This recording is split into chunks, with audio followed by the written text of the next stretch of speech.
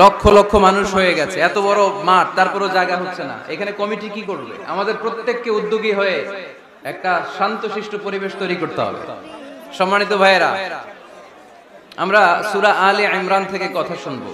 আমরা বলছিলাম যে কোরআনে পরিবারের নামে সূরা আছে। আল মানে পরিবার, আলে ইমরান মানে ইমরানের পরিবার। পরিবারের নামে সূরা দিলেন। কেমন পরিবার? কত মকবুল পরিবার, কত পছন্দনীয় পরিবার এটা আল্লাহর কাছে। সুবহানাল্লাহ পড়েন। আমাদের পরিবারও পরিবার, ওনার পরিবারও পরিবার। ওনার স্ত্রীর নাম হান্না বিনতে ফাখুজ। এই ইমরান, ওনার স্ত্রীর নাম হচ্ছে হান্না বিনতে ফাখুজ। উনি হচ্ছেন মারিয়াম আলাইহিস সালামের বাবা, ঈসা আলাইহিস সালামের নানা। আল্লাহর কাছে কতটা প্রিয় ব্যক্তিত্ব, পার্সোনালিটি হলে তার নামে আল্লাহ কোরআনে একটা সূরাই দিয়ে দিয়েছেন, সূরাত আলে ইমরান। এভাবে আল্লাহ তাআলা নবীদের নামে সূরা দিয়েছেন, ওলিদের নামে দিয়েছেন। একজন নারীর নামে কোরআনে সূরা আছে। নারীটার নাম কি? জোরে বলেন, কি নাম? কিশোরগঞ্জে মারিয়াম নামের মেয়ে আছে। নামটা কেমন লাগে? মারিয়াম নামটা রাখবেন। কোরআনে একটা নারীর নামে আল্লাহ সূরা ডেডিকেট করেছেন, কিন্তু অনেকগুলো পুরুষের নামে আল্লাহ কোরআনে সূরা ডেডিকেট করেছেন, কিন্তু একজন নারী। ব্যালেন্স হয় নাই। এজন্য ব্যালেন্স করার জন্য আল্লাহ তাআলা সব নারীদেরকে একসাথে করে সূরাতুন নিসা নাযিল করেছেন, যাতে সব নারীরা খুশি হয়। নারীদেরকে কিন্তু খুশি রাখতে হয়, ঠিক কিনা? ঘরে যে আমাদের স্ত্রীরা থাকে, এদেরকে যদি খুশি রাখতে না পারেন, ভেজাল আছে না নাই? রোজা রাখা লাগবে। ঘরের চুলায় আগুন জ্বলবে না, রান্না বান্না হবে না, ঠিক কিনা? এজন্য বিশ্বনবী সব সময় বলতেন ফাস্তাউসু বিন-নিসাই খায়রা, নারীদের সাথে ভালো আচরণ করো, কোমল আচরণ করো। নারীরা হচ্ছে কাচের গ্লাসের মতো। কাচের গ্লাস আস্তে করে ধরতে হয়, আস্তে করে রাখতে হয়, আস্তে করে মুছতে হয়। এটা নিয়ে জোর জবরদস্তি করলে এটা ভেঙে যায়, ঠিক কিনা? এজন্য নারীদের সাথে কোমল আচরণ করবেন, ভালোবাসার কথা বলবেন, আপনার স্ত্রীর কাছে আপনার ভালোবাসা প্রকাশ করবেন প্রাণ উজাড় করে। পারবেন? সবাই পারবেন তো? ওই যে ইয়াং ছেলেপেলেরা বিয়েই করে নাই, কয় জি পারবো, মানে আগে থেকেই রেডি। মাশাআল্লাহ, আল্লাহ তুমি কবুল করো। এই গার্লফ্রেন্ড, বয়ফ্রেন্ড, এই পরকিয়া, এই বিবাহ বহির্ভূত কোন সম্পর্কের সাথে আমরা নাই, ঠিক কিনা? আমরা বিয়ের মাধ্যমে পবিত্র বন্ধন নিয়ে জান্নাতে যেতে চাই, কারণ বিয়ের বন্ধনটা এটা জান্নাতি বন্ধন। আল্লাহ তাআলা সাইয়েদনা আদম আলাইহিস সালামকে বললেন, তুমি ইয়া আদম উসকুন আনতা ওয়া যাওজুকাল জান্নাত, তুমি আর তোমার বউ মিলে জান্নাতে থাকো। তার মানে তাদের বিয়ে হয়েছিল জান্নাতে, আর বিয়ের সম্পর্কটা জান্নাতি সম্পর্ক। আলহামদুলিল্লাহ পড়েন। বিয়ের পরিস্থিতি, প্রিপারেশন এগুলোরে সহজ করে দিবেন, বিয়েকে কঠিন করবেন না। আল্লাহর দোহাই লাগে, যে সমাজে বিয়ে করা কঠিন ওই সমাজে জিনা করা সহজ, আর যেই সমাজে বিয়ে করা সহজ ওই সমাজে জিনা করা কঠিন, ঠিক কিনা? আপনি বাংলাদেশের উদাহরণে আসেন। বাংলাদেশে বিয়ে করা সহজ না কঠিন? কঠিন। 8 লক্ষ টাকা মোহরানা দেয়া লাগবে। এত টাকা পামু কই? কথা বলেন। কিন্তু পরকিয়া করা সহজ। অবৈধ সম্পর্ক বিল্ড আপ করা, গার্লফ্রেন্ড বয়ফ্রেন্ড সম্পর্ক রাখা, বান্ধবীরে বাদাম খাওয়ালে আপনার সাথে চলে আসবে, ঠিক কিনা? তার মানে অল্প পয়সায় এই হারাম সম্পর্কগুলোকে অর্জন করা যায়। আর বিয়ে করতে চাইলে বাবা বলে আগে নিজের পায়ে দাঁড়া। তো এতদিন কার পায়ে দাঁড়াইছে? কথা কি বুঝতে পারতেছেন? এজন্য কিশোরগঞ্জের ছেলের বাপ, মেয়ের বাপ যারা আসছেন, বিয়েটারে সহজ করে দেন, সহজ করে দেন। এই উঠতি বয়সের যুবক যুবতী, কিশোর কিশোরী, তাদের যৌবনের তাড়নায় যে পাপগুলো করে তার একটা পার্সেন্টেজ গুনাহ আপনার বাবা হিসেবে আপনার আমলনামাতেও আছে না নাই? এজন্য খবরদার, বিয়েটারে সহজ করে দিবেন, পরিবার গঠন করবেন। বিয়ের চাইতে ভালো কাজ পৃথিবীতে হতে পারে না। বিয়ে করলে রিজিক খুলে যায়, কপাল খুলে যায়। ওয়াদাটা কার? চিল্লায় বলেন কার? কাজী নজরুল ইসলাম অল্প বয়সে বিয়ে করেছেন। আমাদের স্বাধীনতার স্থপতি, এদেশের মহান নেতা বঙ্গবন্ধু শেখ মুজিবুর রহমান অল্প বয়সে বিয়ে করেছেন। মহাত্মা গান্ধী অল্প বয়সে, সব বড় বড় নেতারা অল্প বয়সে বিয়ে করেছেন। কিন্তু তারা যে সফল হয়েছে, কোনো সমস্যা হয়েছে? কথা কয় না। আমাদের স্বাধীনতার স্থপতি বঙ্গবন্ধু শেখ মুজিবুর রহমান, উনি সফল না ব্যর্থ? চিল্লায় বলেন সফল। তো উনি যে কম বয়সে বিয়ে করে সফল হয়েছে, এই বিয়ে ওনার কোনো বাধা দিছে? কথা বলেন। ঝামেলাটা হইলো ওনারা কম বয়সে বিয়ে করে সফল হয়েছেন, আর আমরা সফল হয়ে তারপরে বিয়ের পিড়িতে বসতে চাই, ঠিক কিনা? সফলতার কোনো শর্টকাট নাই। বিয়ে করেন, সফল বানাই দিবে কে? এজন্য বিয়ে করতে রাজি আছেন তো সবাই? সবাই রাজি? যারা একটা করছেন তারাও হাত তুলছেন। আজকে খবর আছে বাড়িতে গেলে। আল্লাহ তুমি কবুল করো। কিশোরগঞ্জের যে যুবক ভাইরা আজকের মাহফিলে এসে মাহফিলটাকে সার্থক করলো, তাদেরকে তুমি সাইয়েদনা ওমর ফারুকের মতো ঈমানি তেজ দাও।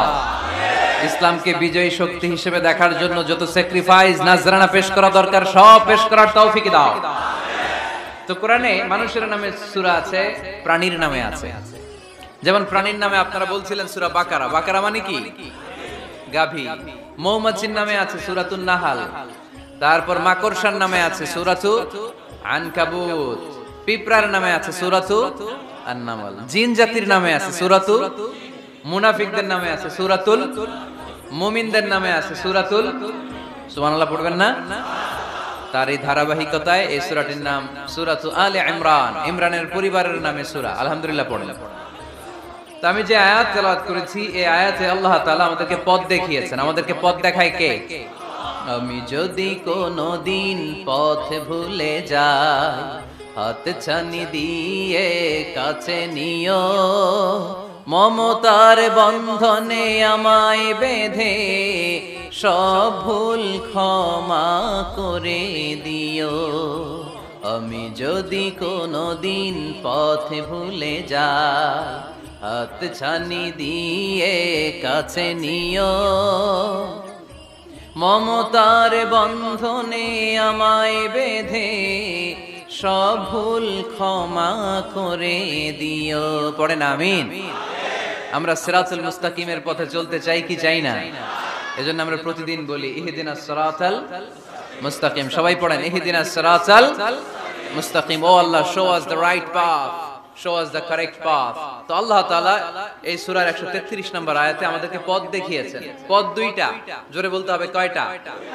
একটা গিয়েছে ডান দিকে আর একটা গিয়েছে, আওয়াজ করে বলেন, একটা গিয়েছে আরেকটা। নাও দ্য ডিসিশন ইজ ইয়ার্স। সিদ্ধান্ত আপনার। আপনি কোন পথের পথিক? আপনি কি ডানে যাবেন না বাঁয়ে যাবেন? বুঝে শুনে সিদ্ধান্ত নিতে হবে কোন দিকে যাব। ডানে আছে ক্ষমা আর জান্নাত। ডানে কি আছে? আর বাঁয়ে আছে আল্লাহর রাগ, ক্রোধ আর জাহান্নাম। সো সিদ্ধান্ত আপনাকে নিতে হবে আপনি কোন দিকে যাবেন। মনে থাকবে কোন দিকে। এজন্য রব্বুল আলামিন বলেন ওয়াসারিউ ইলা মাগফিরাতিন মির রাব্বিকুম ওয়া জান্নাতিন আরদুহাস সামাওয়াতু ওয়াল আরদু উইদ্দাত লিল মুত্তাকিন। সুবহানাল্লাহ পড়েন। ওয়াসারিউ ইলা মাগফিরাতিন মির রাব্বিকুম। ছোট, ধাবিত হও,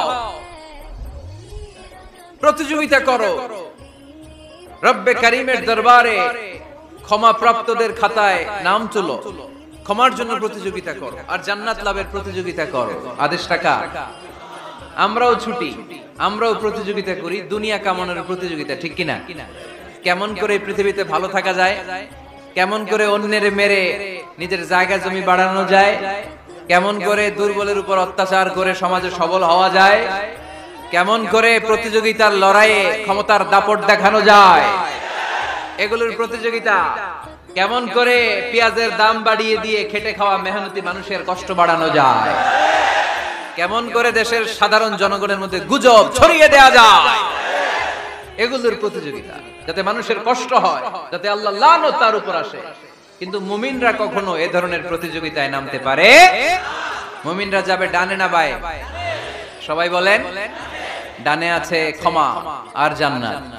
ডানে আছে কি? আর উত্তর দিতে হবে আমার প্রশ্নের। ডানে আছে কি? আর দুইটা জিনিস আছে। এক নম্বরে ক্ষমা, দুই নম্বরে আওয়াজ করে বলেন, এক নম্বরে, দুই নম্বরে। এই দুইটা আমরা চাই কি চাই না? আল্লাহ বললেন সারিউ ইলা মাগফিরাতিন মির রাব্বিকুম, রবের পক্ষ থেকে ক্ষমার দিকে ছোট, ওয়া জান্নাতিন, আর এমন জান্নাতের দিকে ছোট, আরদুহাস সামাওয়াতু ওয়াল আরদ, যে জান্নাত আকাশ জমিন বিস্তৃত। জান্নাতের মধ্যে তো খুব ধাক্কাধাক্কি হবে আজকের মাহফিলের মতো না? এত জান্নাতীরা, এত মানুষ যে জান্নাতে যাবে, তারা কি আরামসে বসতে পারবে? কি বলেন? বুঝে শোনা বললেন। এরকম ধাক্কাধাক্কি হবে না আজকের মতো? ফেরেশতারা লাঠি নিয়ে নামবে, বাঁশি নিয়ে, কিশোরগঞ্জের মতো। ধাক্কা ধাক্কি হবে? আলহামদুলিল্লাহ পড়েন। কোনো ধাক্কা ধাক্কি নাই, কোনো ঠেলাঠেলি নাই, কোনো কিলাকিলি নাই, আছে খালি আরাম, আছে খালি। আর জাহান্নামে আছে বেরাম। জাহান্নামে কি? বেরাম। আরদুহাস সামাওয়াতু ওয়াল আরদ, আল্লাহর প্রকাশ ভঙ্গিটা দেখেন, এক্সপ্লেনেশন সিস্টেম। আল্লাহ বললেন আকাশ জমিন বিস্তৃত জান্নাতের জন্য তোমরা প্রতিযোগিতা করো। বিশাল জান্নাত, ঠেলাঠেলি নাই। আল্লাহ রাসূল সাল্লাল্লাহু আলাইহি ওয়াসাল্লাম বললেন ইন্না মিসরাঈন মিন মাসারি'আল জান্নাহ মা বাইনা মাক্কা ওয়া হাজার। সৌদি আরবের মক্কা শহর থেকে বাহরাইন দেশের হাজার শহর যত দূর, জান্নাতের এক একটা দরজার অর্ধেক তত দূর। তার মানে এক দরজা দিয়ে কয়েক হাজার কোটি জান্নাতি এক ধাক্কায় ঢুকবে। সুবহানাল্লাহ, আসতে বললেন। দরজা দিয়ে যদি কয়েক হাজার লোক এক ধাক্কায় ঢুকতে পারে, দরজার সাইজ যদি এত বড় হয়, তাহলে জান্নাতের সাইজ কত? ওই জান্নাতে কোনো ধাক্কা ধাক্কি আছে? এজন্য আল্লাহ বললেন ওয়াসারিউ ইলা মাগফিরাতিন মির রাব্বিকুম ওয়া জান্নাতিন আরদুহাস সামাওয়াতু ওয়াল আরদ উইদ্দাত লিল মুত্তাকিন। আল্লাহর ক্ষমার দিকে ছোট, আল্লাহর জান্নাতের দিকে ছোট। যেই জান্নাত ছোট নয়, যেই জান্নাতটা সংকীর্ণ নয়, যেই জান্নাত হলো আকাশ জমিন বিস্তৃত। সুবহানাল্লাহ। উইদ্দাত লিল মুত্তাকিন, এই জান্নাতকে আল্লাহ তাআলা মুত্তাকিদের জন্য তৈরি করেছে। কাদের জন্য? আপনাদের জন্য তৈরি করেছে। আলহামদুলিল্লাহ পড়েন। মুত্তাকি কারা? যারা আল্লাহরে ভয় পায়। মুত্তাকি কারা? যারা আল্লাহকে না দেখে ভয় পায়। তাদেরকে কি বলে? মুত্তাকি। আল্লাহরে দেখছেন কখনো?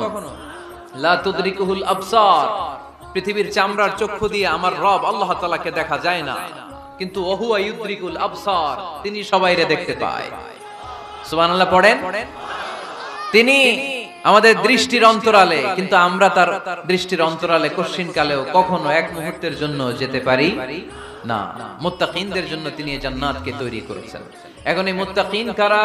সেই মুত্তাকিনদের পরিচয় আল্লাহ তাআলা এই সূরার ভেতরে দিয়েছেন। আজকে এই চমৎকার রজনীতে কিশোরগঞ্জের এই তাফসীরুল কোরআনের প্রোগ্রামে মুত্তাকিন কারা এ ব্যাপারে সামান্য কিছু ধারণা নিয়ে আমরা বাড়িতে ফিরবো ইনশাআল্লাহ। বলেন, আজকের এই তাফসীরুল কোরআনের প্রোগ্রাম তখনই সফল হবে যখন এত ধাক্কাধাক্কির পরে বসার যখন সুযোগ পাইছি, মুত্তাকি কারে কয় এটা আজকে হিসাব করে নিয়ে যাবো। পারা যাবে? পারা যাবে? পারা যাবে? আমরা মুত্তাকি হতে চাই। কি হতে চাই? নাকি মাসুদ রানা হতে চাই? এরকম একটা আছে নাকি যেন? হ্যাঁ, পত্র পত্রিকায় দেখলাম ছেলেপেলারা লাইন ধরছে, কে হবে মাসুদ রানা। কিশোরগঞ্জ থেকে কেউ যায় নাই না? কিশোরগঞ্জের ছেলেপেলারা খুব আল্লাহওয়ালা, মাশাআল্লাহ। তো আমরা মুত্তাকি হতে চাই। চিল্লায় বলেন তো কি হতে চাই? উইদ্দাত লিল মুত্তাকিন, মুত্তাকিনদের জন্য আল্লাহ তাআলা এই জান্নাতকে প্রস্তুত রেখেছেন। আল্লাহ তাআলা এই আয়াতে মুত্তাকিনদের 5টি গুণের কথা বলেছেন। কয়টি? সবাই বলেন আওয়াজ করে, কয়টি? এই 5টি গুণ আজকে আমরা জেনে যাব মানার উদ্দেশ্যে। কিসের উদ্দেশ্যে? ওয়াজ তো এখন ইউটিউবেও দেখা যায়, ঠিক কি না? ইউটিউবে ওয়াজ দেখা সহজ না? আমার এই ইউটিউবে দেখছেন কে কে? দেখি, সবাই দেখছেন? ঠিক আছে, হাত নামান। আলহামদুলিল্লাহ পড়ে। তো ইউটিউবেই তো ওয়াজ দেখা যায়। সরাসরি তাফসীরুল কোরআনের প্রোগ্রামে একটা আলাদা স্পিরিট নিয়ে আসতে হবে, যে মনোযোগ দিয়ে আমি শুনবো, আমি ধারণ করব, কথাগুলো রিসিভ করব, কান দুটো খরগোশের কানের মতো খাড়া করে শুনবো, যাতে বাড়িতে কিছু নিয়ে যেতে পারি। বাল্লিগু আন্নি ওয়ালাউ আয়া, একটি আয়াত, একটি বাক্য হলেও আল্লাহ রাসূল বলেছেন আমার থেকে মানুষের কাছে পৌঁছে দাও। আমরা সবাই দাঈ ইলাল্লাহ, আমি বেশি জানি তো আমি বেশি শোনাবো, আরেকজন কম জানে তো কম শোনাবে, একজন জানে শুধু লা ইলাহা ইল্লাল্লাহ, সে ওইটারই দাওয়াত দিবে, ঠিক কি না? এজন্য আজকে আমরা মুত্তাকি কাকে বলে, তাদের বৈশিষ্ট্য কি, এটা জেনে যাব। আল্লাহ মুত্তাকিদের বৈশিষ্ট্যে প্রথমে বলেছেন আল্লাযীনা ইউনফিকুনা ফিস সাররাই ওয়াদ দাররা, মুত্তাকি হচ্ছে তারা যারা সচ্ছল অসচ্ছল উভয় অবস্থায় আল্লাহর রাস্তায় দান করে। দান করলে খুশি হয় কে? সাদাকা করলে খুশি হয়ে যায় কে? যাকাত দিলে খুশি হয় কে? দে যাকাত, দে যাকাত, তোরা দে রে যাকাত, তোর দিল খুলবে পরে আগে খুলুক হাত, দে যাকাত তোরা দে রে যাকাত। পড়েন আমিন। আপনার দিল পরে খুলবে, আগে খুলতে হবে কি? হাত। আল্লাযীনা ইউনফিকুনা ফিস সাররাই ওয়াদ দাররা। আল্লাহ বললেন আমার মুত্তাকি বান্দার প্রথম গুণ, আল্লাযীনা ইউনফিকুনা ফিস সাররাই ওয়াদ দাররাই ওয়াল কাযিমিনাল গায়যা ওয়াল আফিনা আনিন নাস ওয়াল্লাহু ইউহিব্বুল মুহসিনিন। সুবহানাল্লাহ পড়ে। আল্লাযীনা ইউনফিকুনা ফিস সাররাই ওয়াদ দাররা, আমার মুত্তাকি বান্দারা সচ্ছল অসচ্ছল উভয় অবস্থায় দান করে। যখন তাদের কাছে বেশি টাকা থাকে তখন তারা বেশি দান করে, যখন কম থাকে কম দান করে, কিন্তু দান করে। ঠিক কি না? দান করার ধারাবাহিকতা কখনো থামায় না। এখন আপনি সচ্ছল, অনেক টাকা তো বেশি দেন, এক সময় অর্থের টানাপোড়েন যাচ্ছে, সমস্যা যাচ্ছে, তো ওই সময় কম দেন। বছরে আপনি অবস্থা ভালো থাকলে 10,000 টাকা সাদাকা করেন, যখন অবস্থা খারাপ 10 টাকাও কি সাদাকা করা যাবে না? তার মানে ইনফিকুনা ফিস সাররাই ওয়াদ দাররা, সুখে দুঃখে সব সময় যে দেয় তার নাম মুত্তাকি। সুখে দুঃখে সব সময় যে দেয় তার নাম। মদিনার সমাজে, মদিনার সাহাবীদের মধ্যে সবচাইতে গরীব সাহাবী ছিলেন সাইয়েদনা বেলাল রাদিয়াল্লাহু তাআলা আনহু। নিজের লজ্জাস্থান ঢাকার কাপড়টা ছাড়া তার কাছে দ্বিতীয় কোনো কাপড় ছিল না। সকালে যদি খাবার পেত, দুপুরে খাবার ছিল না, দুপুরে পেলে রাতের জন্য ছিল না, আজকে খাবার থাকলে কালকে নাই। মদিনার সবচাইতে গরীব সাহাবী বেলাল রাদিয়াল্লাহু তাআলা আনহু লজ্জাস্থান ঢাকার জন্য শুধু একটা জামা ছিল, গায়ে দেওয়ার মতো কোনো জামা নাই। এই সাহাবীর মতো গরীব কোন সাহাবী মদিনার জমিনে নাই। এই বেলাল রাদিয়াল্লাহু তাআলা আনহুকে বিশ্বনবী ডেকে বললেন, ইয়া বেলাল আনফিক ইয়া বেলাল লা তাখশা মিন যিল আরশি ইকলালা। ও বেলাল, আল্লাহর রাস্তায় দান করো, কারণ আমার আল্লাহর ধনভাণ্ডারের কমতি নাই। সাইয়েদনা বেলাল রাদিয়াল্লাহু তাআলা আনহু সবচেয়ে গরীব। শুনতেছেন? বুঝতেছেন? সবচেয়ে গরীব। ডাউন পার্টটা ঢাকার মতো একটা গার্মেন্ট ছিল, একটা কাপড়, এটা পেঁচায় আসতো, নামাজ পড়তো, গায়ে রাখার মতো কোনো জামা নাই, আর খাবার দাবার টাকা পয়সা বলতে নাই। ওই সাহাবীরে বিষ্ণু ইসলাম বললেন, আনফিক বেলাল, বেলাল তুমিও দান করো, তুমিও দাও, দানের হাতকে প্রশস্ত করে দাও। আনফিক ইয়া ইবনা আদম উনফিক আলাইক, হে বনি আদম দাও, দিলে আমি তোমারে দেব। যারা দান করে বেশি তাদেরকে দেয় কে? দিলেই আসবে, না দিলে আসে না।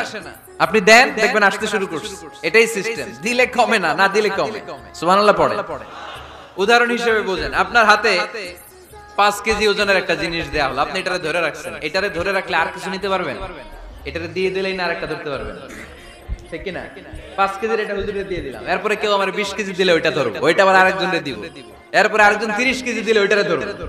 কথা বলেন, কথা বলেন, কথা বলেন। এজন্য আল্লাহ বললেন, ইনফিকুনা ফিস সাররাই ওয়াদ দাররা, আমার মুত্তাকি বান্দারা প্রথম গুণ, তারা সুখে দুঃখে সব সময় দান করে, দানের ধারাবাহিকতা সব সময় অব্যাহত রাখে।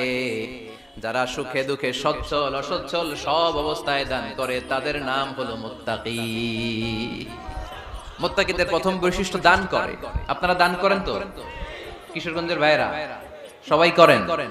করেন তো? Take it as a reminder. আজকের এই আলোচনাটা একটা রিমাইন্ডার হিসেবে নেন, যাদের দান করতে একটু সমস্যা, মনে থাকে না, অলসতা বা একটু কিপটামির মনোভাব আছে, এই কিপটামি কৃপণতা ভুলে যান। দেন, দেন না একটু, আপনারা দিবে কে? বিশ্বাস হয়? দিলে বাড়ে, দিলে না দিলে কমে, কারণ আপনি দিলে আপনারা দিবে কে? তবে গোপন অবস্থায় দেওয়াটা উত্তম। প্রকাশ্য দান করলে আল্লাহ কবুল করেন, ওইটাতেও সওয়াব আছে, কিন্তু গোপনে দান করলে বেশি খুশি হয় কে? গোপনে দান করলে আল্লাহর রাগ ক্রোধ কমে যায়। আপনার কোনো পাপের কারণে আল্লাহ যদি আপনার উপর রেগে থাকে, আপনি গোপনে কিছু দান করে দেন, ওই রাগটা মুহূর্তেই ঠান্ডা হয়ে যাবে। 7 শ্রেণীর ব্যক্তিকে আল্লাহ তাআলা আরশের নিচে ছায়া দিবে কিয়ামতের দিন, যেদিন আকাশের সূর্যটা মাথার কাছে চলে আসবে, জমিনটা তামার জমিন হয়ে যাবে, তৃষ্ণায় মানুষের জিহ্বা বের হয়ে কুকুরের মতো নাভির সামনে ঝুলতে থাকবে, সূর্যের প্রচন্ড কিরণ আর তাপে মাথার মগজগুলো গলে গলে নাকের ছিদ্র আর কানের ছিদ্র দিয়ে ভাতের মাড়ের মতো টপ টপ করে বেয়ে বেয়ে পড়বে। আল্লাহর আরশের ছায়া ছাড়া সেদিন আর কোনো ছায়া থাকবে না। বিষ্ণু বললেন 7 শ্রেণীর ব্যক্তিকে আল্লাহ তাআলা সেদিন আরশের নিচে ছায়া দিবে। তার মধ্যে থেকে এক শ্রেণীর ব্যক্তি, কিশোরগঞ্জের ভাইরা খেয়াল করে শুনেন, তার মধ্যে এক শ্রেণীর ব্যক্তি হচ্ছে রাজুলুন তাসাদ্দাকা বিসাদাকা ফাআখফাহা। এক শ্রেণীর ব্যক্তি হচ্ছে ওই ব্যক্তি যে গোপনে আল্লাহর জন্য দান করে। হাত্তা লা তা'লামু শিমালুহু মা তুনফিকু ইয়ামিনু, এমন গোপনে সে আল্লাহর রাস্তায় দান করে দেয়, তার ডান হাত কি দান করেছে বাম হাত টের পায় না। ডান হাত কি দিল, বাম হাত দেখে নাই। অন্য মানুষ জানা তো দূরের কথা, এই গোপন দান আমার আল্লাহর কাছে খুব প্রিয়। এজন্য একটু দান করার অভ্যাস করেন, অল্প করে করেন। আজকে যে এই 5 টাকা দান করে দেন মসজিদে, 2 টাকার নোট থাকলে দান করে দেন, 1 টাকার পয়সা থাকলে দান করে দেন। দান করতেই হবে, কারণ মুত্তাকি হতে চাইলে এই দানের ধারাবাহিকতা কন্টিনিউয়াসলি এটা রাখতে হয়, এটা থামানো যায় না। সময় ভালো বেশি দিলাম, সময় খারাপ কম দিলাম, কিন্তু দিতে হবে। রাজি আছেন? আল্লাকা সিররুন ইনদাল্লাহ বাইনাকা আনতা ওয়া বাইনাল্লাহ, আল্লাকা সাদাকাতুন তাখফা লা ইয়ালামুহা ইল্লাল্লাহ, আল্লাকা সিররুন ইনদাল্লাহ বাইনাকা আনতা ওয়া বাইনাল্লাহ, আল্লাকা সাদাকাতুন তাখফা লা ইয়ালামুহা ইল্লাল্লাহ। সুবহানাল্লাহ পড়ো। আল্লাকা সিররুন ইনদাল্লাহ, তোমার আর তোমার আল্লাহর মাঝে কোনো গোপন আমল আছে নাকি যেটা আল্লাহ ছাড়া কেউ জানে না? জীবনে আমাদের প্রত্যেকের এমন কিছু গোপন আমল, ইবাদত আর দান সদকা করা দরকার যেটা দুনিয়ার কেউ জানে না, জানে আমার রব আর জানি আমি। এরকম দান থাকার দরকার আছে না নাই? তোমার জীবনে এমন কোন গোপন সাদাকা আছে নাকি যেটা আল্লাহ ছাড়া কেউ দেখেনি? এই গোপন সাদাকাটা আল্লাহ খুব পছন্দ করে। এখানে মাদ্রাসা, আজকে আমার ভাই অমুক ভাই দিবেন 2 লক্ষ টাকা, বলেন মারহাবা। এটা উনি আল্লাহর জন্য দিতে পারে, মারহাবার জন্য দিতে পারে, ঠিক কিনা? কিন্তু রাতের আধারে রাস্তার পাশ দিয়ে হেঁটে যাচ্ছেন, মসজিদের দান বাক্সটা লেখা, উপরে সাইনবোর্ডে লেখা মুক্ত হস্তে আল্লাহর ঘরের জন্য দান করুন। কেউ নাই, কাক পক্ষী নাই, রাত বাজে 2টা, হঠাৎ করে পকেট থেকে 1000 টাকা বা 100 টাকার কচকচে নোটটা আপনি দান করে দিলেন। ওই দানটা 1 কোটি টাকার দানের চেয়েও বড় দান। কারণ দুনিয়ার কেউ তখন দেখে নাই, দেখেছে কে? কেউ যেটা দেখে না সেটা দেখে কে? কেউ যেটা জানে না সেটা জানে কে? সবার চোখ ফাঁকি দেয়া গেলেও আমার আল্লাহর চোখ ফাঁকি দেয়া যায়? এজন্য দান করতে হবে একজনের খুশির জন্য। তিনি কে? এজন্য রাব্বুল আলামিন বলেন, মাসালুল লাযীনা ينفقون أموالهم في سبيل الله كمثل حبة أنبتت 7 سنابل في كل سنبلة 100 حبة والله يضاعف لمن يشاء والله واسع عليم। সুবহান আল্লাহ পড়েন। আল্লাহ বললেন, এই যে তোমরা আমার রাস্তায় দান করো, এটার উপমা একটা চারা বীজের মতো। এই চারা বীজ জমিনে গেড়ে দিলে সেখান থেকে 60টা শীষ গজায়, প্রতিটা শীষ থেকে 100টা করে দানা হয়, প্রতিটা শীষে জন্ম নেয় শত শস্য দানা। সুবহানাল্লাহ। চারা বীজ ছিলেন না, মাটিতে ঢুকাই দিলেন, 60টা শীষ গজালো, প্রতিটা শীষে আবার 100টা করে দানা, মোট কটা হইলো 700টা। এক চারা বীজ থেকে যেমনি 700 দানা গজায়, তেমনি 1 টাকা দান করলে এরকম 700 গুণ সওয়াব আপনার আমলনামায় ঢুকাই দিবে কে? যারা দুনিয়ার বুকে প্রকাশ্যে গোপনে দান করত, সচ্ছল আর অসচ্ছল অবস্থায় দান করত, কিয়ামতের দিন যখন তাদেরকে তাদের আমলনামা দেয়া হবে, আমলনামা দেখে বলবে, আল্লাহ এত সওয়াব দুনিয়ার বুকে আমি করি নাই, অন্য কারো আমলনামা তোমার ফেরেশতারা ভুল করে আমারে দিয়েছে। আল্লাহ এত আমলনামা তো আমি করি নাই, এত নেক কাজ করতে থেকে আসলে এটা আমার না, তোমার ফেরেশতারা ভুল করে আরেকজনটা গছাই দিয়েছে আমার। আল্লাহ বলবে, না আমার ফেরেশতারা ভুল করে না। সুবহানাল্লাহ পড়েন। ফেরেশতারা কখনো ভুল করতে পারে না, এটা তোমারই আমলনামা, আমার আমলনামা, আমি তো এত সওয়াব করি নাই। আল্লাহ বললেন, তুমি যে ওই আমার খুশির জন্য দান করেছো, ওই ছোট্ট দানটাকে আমি বড় করে তোমার আমলনামায় ঢুকাই দিছি। আরো আস্তে কোন সুবহানাল্লাহ। হাদিসে এসেছে, কামা ইউরাব্বি আহাদুকুম ফুলুয়া, তোমরা যেমনি ছাগল পালো বা সুর পালো, আল্লাহ তাআলা তোমাদের দানটাকে এরকম পেলে পুষে বড় করে। আপনারা কিশোরগঞ্জে গরু পালেন কারা দেখি? মাশাআল্লাহ, সবার বাড়ি? হ্যাঁ, বাড়ি বাড়ি। আপনার বাড়িতেও আছে? তো এই যে গাভী যখন বাচ্চা দেয়, বাছুর হয়, খুশি লাগে না আপনাদের? মালিক কি করে? এটারে খাওয়ায়, খাইয়ে দাইয়ে পেলে পুষে বড় করে না কুরবানির হাটে বিক্রির জন্য। আল্লাহ বললে তুমি যে ওই ছোট্ট দান করেছো, তোমার এই ছোট্ট দানটা আমিও এটারে খাইয়ে দাইয়ে পেলে পুষে বড় করে উহুদ পাহাড়ের সমান করে তোমার আমলনামায় ঢুকিয়ে দিয়েছি। এজন্য আল্লাহ বললেন আল্লাযীনা ইউনফিকুনা ফিস সাররাই ওয়াদ দাররা, মুত্তাকিদের প্রথম গুণ সচ্ছল আর অসচ্ছল উভয় অবস্থায় আল্লাহর জন্য তারা দান করে। সুবহানাল্লাহ পড়ে। তাহলে মুত্তাকিদের প্রথম গুণ তারা কি করে? জোরে বলেন, সবাই বলেন, আবার বলেন। আপনাদের কষ্ট হচ্ছে? দোয়া করে ফেলি আমরা তো। গলার আওয়াজ এত অল্প কেন? আওয়াজ করে উত্তর দেওয়া যাবে? চিল্লায় পড়েন আল্লাহু আকবার। এভাবে উত্তর দিবেন, এভাবে আওয়াজ করে উত্তর দিলে আমি বুঝবো আমার কথা শুনতেছেন, বুঝতেছেন। তা না হলে আমি বুঝবো বুঝতেছেন না, আমি এত কষ্ট করে বলি এরা বুঝে না। তো মুত্তাকিদের প্রথম গুণ তারা কি করে? আরো জোরে বলেন, কি করে? মুত্তাকিদের 2 নাম্বার গুণ আল্লাহ বললেন ওয়াল কাযিমিনাল গায়জ। মুত্তাকিরা শুধু সুখে দুঃখে সচ্ছল অসচ্ছল অবস্থায় তারা দান করে না। মুত্তাকি বান্দার 2 নাম্বার বৈশিষ্ট্য, তারা রাগকে হজম করে, ক্রোধকে নিয়ন্ত্রণ করে। সুবহানাল্লাহ। মুত্তাকিনরা অল্পতে চটে যায় না, হট টেম্পারড না। আমাদের অনেকে আছে হট টেম্পারড, কিছু বুঝলেও চেতে, না বুঝলেও চেতে। এরকম চেত আছে নাকি আপনাদের? রাগরে আপনারা কি বলেন আঞ্চলিক ভাষায়? রাগী বলেন। তো এই যে রাগী মানুষ আছে না, গুসা উঠছে, এই যে গুসা যে উঠে, এটা খুবই স্বাভাবিক। গুসাটা ওঠা সবার ওঠে, এটা কি বলেন? ওঠে না? ওঠে না? আপনাদের মধ্যে থেকে গুসা বেশি ওঠে কার দেখি? আছে তো, রোগী আছে তো অনেক। আল্লাহ আপনাদের গুসাগুলোরে ঠান্ডা করে দেখ, আর ভালো গুসাগুলো যেন আপনারা ইসলামের পক্ষে করতে পারেন। আল্লাহ তৌফিক দান করো। রাগ হবে ইসলামের জন্য। আল্লাহর জমিনে আল্লাহর বিধান লঙ্ঘন হলে আমরা রেগে যাব। চিল্লায় বলেন ঠিক কিনা? এছাড়া কেউ আমাদেরকে রাগাতে পারবে না। ওয়াল কাযিমিনাল গায়জ, মুত্তাকিন বান্দারা রাগকে হজম করে। রাগ হওয়াটা খুব স্বাভাবিক, এটা ন্যাচারাল, এটা কি প্রাকৃতিক। আমাদের দেহে এক ধরনের হরমোন আছে, এটার নাম হচ্ছে অ্যাড্রেনালিন বলে এটাকে, অ্যাড্রেনালিন হরমোন। এই হরমোনটা যখন নিঃসরিত হয় তখন আমরা রেগে উঠি। এর আগে আমরা রাগি না। This adrenaline hormone triggers up your bodies fight response. এটা নিঃসরিত হলেই বডি তখন ফাইট করতে মন চায়, মনে চায় খায়া ফেলাই, মাইরা ফেলাই, দইরা ফেলাই, অক করে হোতা এলাই। আপনারা বলেন না এগুলো? মাইরা অ্যালবাম, কাইট অ্যালবাম, অক করে হোতা অ্যালবাম বলেন আপনারা?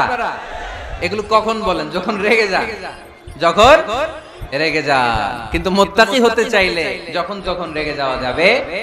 ওয়াল কাযিমিনাল গায়জ। যুবক ভাইরা খেয়াল করে শোনো, মুত্তাকি হতে চাইলে 2 নাম্বার যে বৈশিষ্ট্যটা আমাদেরকে ধারণ করতে হবে সেটা হচ্ছে ওয়াল কাযিমিনাল গায়জ। রাগকে নিয়ন্ত্রণ করতে জানতে হবে। রাগ এটা ভয়ঙ্কর। অনেকে রাগ করতে করতে যে স্ট্রোক করে ফেলে, আছে না? হার্ট অ্যাটাক করে ফেলে। অনেক রাগের মাথায় মারাও যায়, আছে না নাই? এটা ভয়ঙ্কর। এর আছে অনেক শারীরিক, মানসিক অনেক প্রভাব, অনেক ক্ষতিকর প্রভাব আছে এই রাগে। রাগটা অনেকটা ঝড়ের মতো। কিসের মতো? ঝড় যেমনি একদিক থেকে এসে সব ভেঙে চুরে তছনছ করে লন্ড ভন্ড করে দিয়ে আরেক দিকে সাঁ করে চলে যায়, রাগও তেমন একদিক দিয়ে আসে সব শেষ করে দিয়ে আরেক দিকে চলে যায়, ঠিক কিনা? এর রাগের মাথায় পৃথিবীতে কত খুন খারাপি ঘটেছে, ঠিক কিনা? বাবা ছেলের মধ্যে রাগ আছে না নাই? বন্ধু বন্ধুর মধ্যে, বন্ধু কয় এটা আমারে দে, ওই বন্ধু বলে না দিব না, রেগে গেছে, কিলাকিলি ঘুষাঘুষি আছে না নাই? বাবা ছেলের মধ্যে জমি জমা নিয়ে হয় না অনেক সময়? বাবা কয় এই জমি তুই পাবি না, পোলায় কয় আমার এই দিবা তুমি। বাপে কয় না দিমু না, পোলায় কয় দিবা। বাপে কয় তোরে তেজ্য পুত্র করে দিলাম, পোলায় কয় তোমার মাথায় আমি কোপ মাইরা দিলাম। আছে না? লেগে গেল, মারাত্মক ঝগড়া। হাজবেন্ড ওয়াইফের মধ্যে এগুলো আর হয় না, তাই না? রাগারাগি হ্যাঁ বেশি হয়। কিশোরগঞ্জে এগুলো আছে। আহা, খবরদার, এগুলোকে বাড়তে দেয়া যাবে না। শয়তান খালি গুতায়। শয়তান চায় কি করে ফ্যামিলিকে ব্রেক ডাউন করা যায়। শয়তান একটা আরশের উপর বসে, অন্য শয়তানরা এসে বলে আমি ওজনে কম দাওয়াইছি, কারে কিছুই করছ না, আরেকজন এসে বলে আমি সুদ খাওয়ানোর ব্যবস্থা করে দিয়ে আসছি, কার এটা কিছুই না। আরেকজন এসে বলে মাদ্রাসায় যাচ্ছিল আমি সরাই দিছি, কার এটা কিছুই না। আরেক শয়তান এসে বলে আমি স্বামী স্ত্রীর মধ্যে বিচ্ছেদ ঘটায় দিছি। ইবলিশ শয়তান তখন এটারে নিয়ে নাচতে শুরু করে দেয়। এজন্য স্বামী স্ত্রীর মধ্যে ঝগড়া আছে না নাই? হাজবেন্ড বলে একটা, ওয়াইফ বলে আরেকটা, আছে না নাই? হাজবেন্ড বলে তুমি যাইবা না, এই বিয়ার দাওয়াতে যাইবা না, ও আমারে অপমান করছিল। বউ কয় আমি যামু, আমার বান্ধবীর বিয়া, তোমার কি? আছে না নাই? হাজবেন্ড কয় না যাবি না, বউ কয় যামু, গেলে তোর খবর আছে। বউ কয় কি করবা? কয় তালাক দিয়ে দিলাম। আছে না নাই? ছোট্ট ঝগড়া থেকে মাথা গরম করে রাগের মাথায় তালাক দিয়ে ফেলে। এজন্য রাগ ভয়ঙ্কর। এর রাগের কারণে বন্ধু বন্ধুর সম্পর্ক নষ্ট হয়, হাজবেন্ড ওয়াইফের মধ্যে ডিভোর্স হয়ে যায়, বাবা ছেলের মধ্যে সম্পর্ক ছিন্ন হয়ে যায়। এটা ঝড়ের মতো। এজন্য মুমিনরা চাইলেই চট করে রেগে যেতে পারে। এজন্য রাগ নিয়ন্ত্রণের দরকার আছে না নাই? এজন্য আল্লাহ বললেন والذين ينفقون أموالهم في سبيل الذين ينفقون في السراء والضراء والكاظمين الغيظ والعافين عن الناس। মুমিন বান্দার মুত্তাকিদের প্রথম গুণ দান করে, মুত্তাকিদের দ্বিতীয় গুণ তারা রাগকে হজম করে। সুবহানাল্লাহ পড়ে। রাগকে কি করতে হবে? জোরে বলেন কি করতে হবে? আল্লাহ রাসূল বললেন লাইসা শাদীদু বিসরা, কুস্তি খেলে যে অন্যকে মাটিতে শুইয়ে দিতে পারে সে আসল শক্তিশালী না। ইন্নামাশ শাদীদুল্লাযী ইয়ামলিকু নাফসাহু ইনদাল গাদাব, রাগের মাথায় যখন নিজেকে যে নিয়ন্ত্রণ করতে পারে আল্লাহর কাছে ওই ব্যক্তিটাই শক্তিশালী। কুস্তি খেলে আরেকজনের শোয়ায় দিলেন, এ শক্তিশালী না, বরং শক্তিশালী তো সে যে রাগের সময় নিজের উপর নিয়ন্ত্রণ রাখে। He can control himself in the time of anger. যখন সে রেগে যায় তখন সে নিজেকে নিয়ন্ত্রণ করতে পারে, সেই শক্তিশালী। কুস্তি খেলে আপনি হোতায় দিলেন আরেকজন, আপনি শক্তিশালী না। এজন্য রাগকে নিয়ন্ত্রণ করতে রাজি আছেন তো? এক সাহাবী এসে বলল ইয়া রাসূলুল্লাহ আউসিনি ইয়া রাসূলুল্লাহ, ও নবী আমারে নসিহত করেন, আমারে কিছু উপদেশ দেন। বিশ্বনবী বললেন লা তাগদাব, তুমি রেগে যেও না। সাহাবী বললেন আরেকটা উপদেশ দেন। বিশ্বনবী বললেন লা তাগদাব, রেগে যেও না। সাহাবী বললেন ও নবী আরেকটা উপদেশ দেন। বিশ্বনবী তৃতীয়বারের জন্য বললেন ও সাহাবী তুমি রেগে যেও না, লা তাগদাব, রেগে যেও না। কারণ রেগে গেলেন তো হেরে গেলেন, রেগে গেলেন হেরে গেলেন। অনেকে আপনারা রাগাতে চাইবে নানা ভাবে, কিন্তু আপনি রাখবেন না। আপনার সাথে ঝগড়া করতে চাইবে, পায়ে পাড়া দিয়ে ঝগড়া করতে চায়, এরকম আছে না নাই? আপনারা রাগাতে চায়, ফুসলাতে চায়, কিন্তু মুমিনরা মুত্তাকিনরা তারা যেন তেন কোনো কারণে রেগে যায় না, তারা তাদের রাগকে হজম করে। আলহামদুলিল্লাহ পড়ে। আল্লাহ রাসূল সাল্লাল্লাহু আলাইহি ওয়াসাল্লাম কখনো রাখতেন না, কখনো না। ওনার উপর অনেক অত্যাচার হয়েছে, উনি রাগেন নাই, উনি ক্ষমা করে দিয়েছেন। কি করেছেন? আল্লাহ রাসূল সাল্লাল্লাহু আলাইহি ওয়াসাল্লাম যখন মক্কায় নামাজ পড়তেন, আল্লাহ রাসূল সাল্লাল্লাহু আলাইহি ওয়াসাল্লাম যখন রুকুতে যেতেন, সিজদায় যেতেন, পিঠের উপরে পচা উটের নারী ভুঁড়ি চাপিয়ে দেয়া হতো।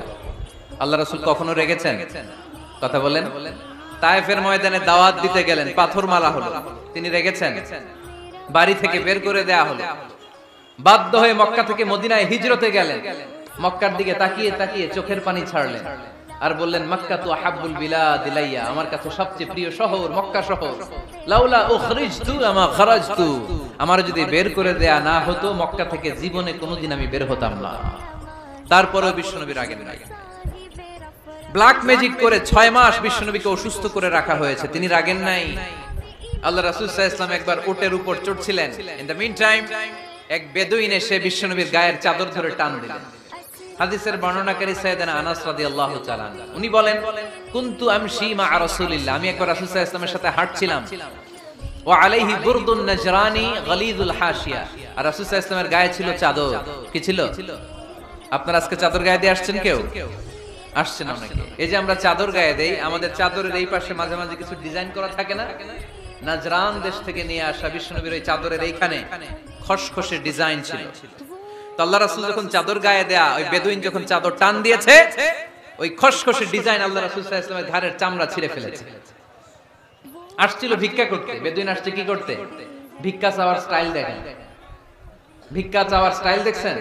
আল্লাহ রাসূল সাল্লাল্লাহু আলাইহি ওয়াসাল্লামের চাদর ধরে এমন টান মেরেছে, ওই খসখসে চাদরের দাগ বিষ্ণু সাল্লাল্লাহু আলাইহি ওয়াসাল্লাম ঘাড়ের মধ্যে বসে ঘাড়ের চামড়া ছিঁড়ে গিয়েছে।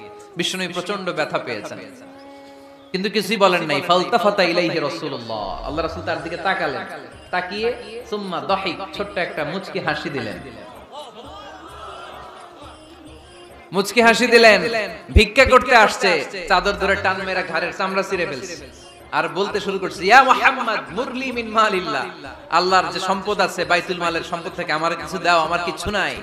আল্লাহ রাসূল সাল্লাল্লাহু আলাইহি ওয়াসাল্লাম ফাদাহিক, একটা মুচকি হাসি দিলেন, দিয়ে সে যা চেয়েছে তার হাতে সেটা উঠিয়ে দিলেন। চিল্লায় পড়েন সুবহান। তার মানে আমার নবী সহজে রাখতেন না। ওনার গায়ের উপর, দেহের উপর অত্যাচার করা হলে বিষ্ণু সাল্লাল্লাহু আলাইহি ওয়াসাল্লাম কখনো রাগেন নাই। মারা হয়েছে, পাথর মেরে রক্তাক্ত করা হয়েছে, পিটানো হয়েছে, আল্লাহ রাসূল সাল্লাল্লাহু আলাইহি ওয়াসাল্লাম কখনো রাগেন নাই।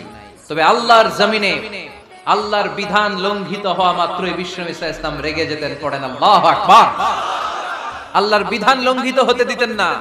যেই লোকটা নামাজ পড়া অবস্থায় ওটের পচা নারী বুড়ি চাপিয়ে দিলে রাগেন না, যাকে পাথর মারা হলে রাগেন না, চাদর ধরে টেনে গায়ের চামড়া ছিঁড়ে ফেললে রাগেন না, ওই ব্যক্তিটা আল্লাহর জমিনে আল্লাহর আইনের বিরুদ্ধে কথা বললে রেগে যেতেন। কারণ এটা আল্লাহর আইন, আল্লাহর আইনে সবাই সমান। এখানে উঁচু নিচু, there is no difference between black and white, between upper and lower, between the richer section of the society and poorer section of the society, between the prime minister, between the member of the parliament and the factory worker, rickshaw puller. Everyone is totally equal, 100% equal in the eyes of Quran and Islam. চিল্লায় বলেন ঠিক কি না? আল্লাহর চোখে সবাই সমান। ওইখানে প্রধানমন্ত্রী নাই, ওইখানে প্রেসিডেন্ট নাই, ওইখানে এমপি নাই, ওইখানে রিকশাওয়ালা আর প্রধানমন্ত্রী আর প্রেসিডেন্ট এক কাতারে দাঁড়িয়ে আল্লাহর সেজদা দেয়। চিল্লায় বলেন ঠিক কি না? নিজেকে আক্রমণ করা হলে রাখতেন না, কিন্তু আল্লাহর জমিনে আল্লাহর বিধান লঙ্ঘিত হলে আল্লাহ রাসূল রেগে যেতেন। মদিনাতে এক মেয়ে চুরিতে ধরা পড়ল। চুরি করলে কি করতে হয়? আস-সারিকু ওয়াস-সারিকাতু ফাকতাউ আইদিয়াহুমা। বাংলাদেশে হাত কাটে, কি করে? জেলে দেয়। আর কি করে? হ্যাঁ, জরিমানা, জামাই আদর করে না। বিধান হচ্ছে হাত কেটে দাও। If anyone steal something precious, the government, the authority should cut down his right hand. আইনটা কার? বাংলাদেশে এরকম চোর আছে না নাই? দেশের টাকা পাচার করে, আছে না নাই? হাজার হাজার টাকা কুচি কুচি করে বগুড়ার এক পানির মধ্যে, খালের মধ্যে দেখলাম। আহা, জনগণ খেতে পায় না আর মানুষ টাকা কুচি করে জঙ্গলে ফেলে দিয়ে আসে। এগুলো কত বড় ডাকাত! একটা চোর, ওকে ধরে যদি হাত কেটে টেলিভিশনে প্রচার করে দেয়া হতো, 17 কোটি মানুষ যদি দেখতো, এই দেশে আর চোর খুঁজে পাওয়া যেত না। বনু মখজুমিয়া গোত্রের এক নারী চুরিতে ধরা পড়ল। সাহাবীরা যে বললে, ইয়া রাসূলুল্লাহ, অনেক বংশীয় মেয়ে, আপনি হাত কেটে দিয়েন না, মাফ করে দেন। কি করেন? আল্লাহ রাসূল সাল্লাল্লাহু আলাইহি ওয়াসাল্লামের চেহারাটা আগুনের গোলার মতো লাল হয়ে গেল, রেগে গেলেন। আল্লাহ রাসূল বললেন, এত বড় সাহস পেলে কোত্থেকে? এটা আল্লাহর আইন। চিল্লায় বলো, কার আইন? লাউ কানাত ফাতিমাতু বিনতি মুহাম্মদ সারাকাত লাকাতা মুহাম্মাদুন ইয়াদাহা। আরে বনু মখজুমিয়া গোত্রের মেয়ে তো দূরের কথা, আমার কলিজার টুকরা ফাতেমাও যদি চুরিতে ধরা পড়তো, আমি ফাতেমার ডান হাত কেটে দিতে 1 সেকেন্ডও দেরি করতাম না। কারণ বিধানটা কার? এত মাইট দেয়া হলো বিশ্বনবীকে, এত অত্যাচার করা হলো, তিনি রেগে যেতেন না। কিন্তু আল্লাহর জমিনে আল্লাহর বিধান লঙ্ঘিত হলে তিনি রেগে যেতেন, ঠিক কি না?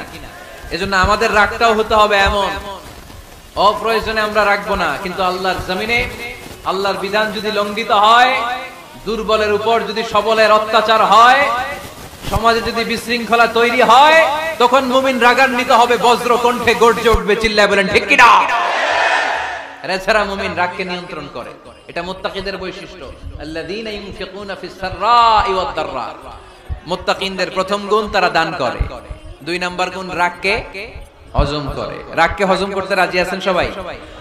আজকে থেকে রাগটার একটু কমানো যাবে, থামানো যাবে তো?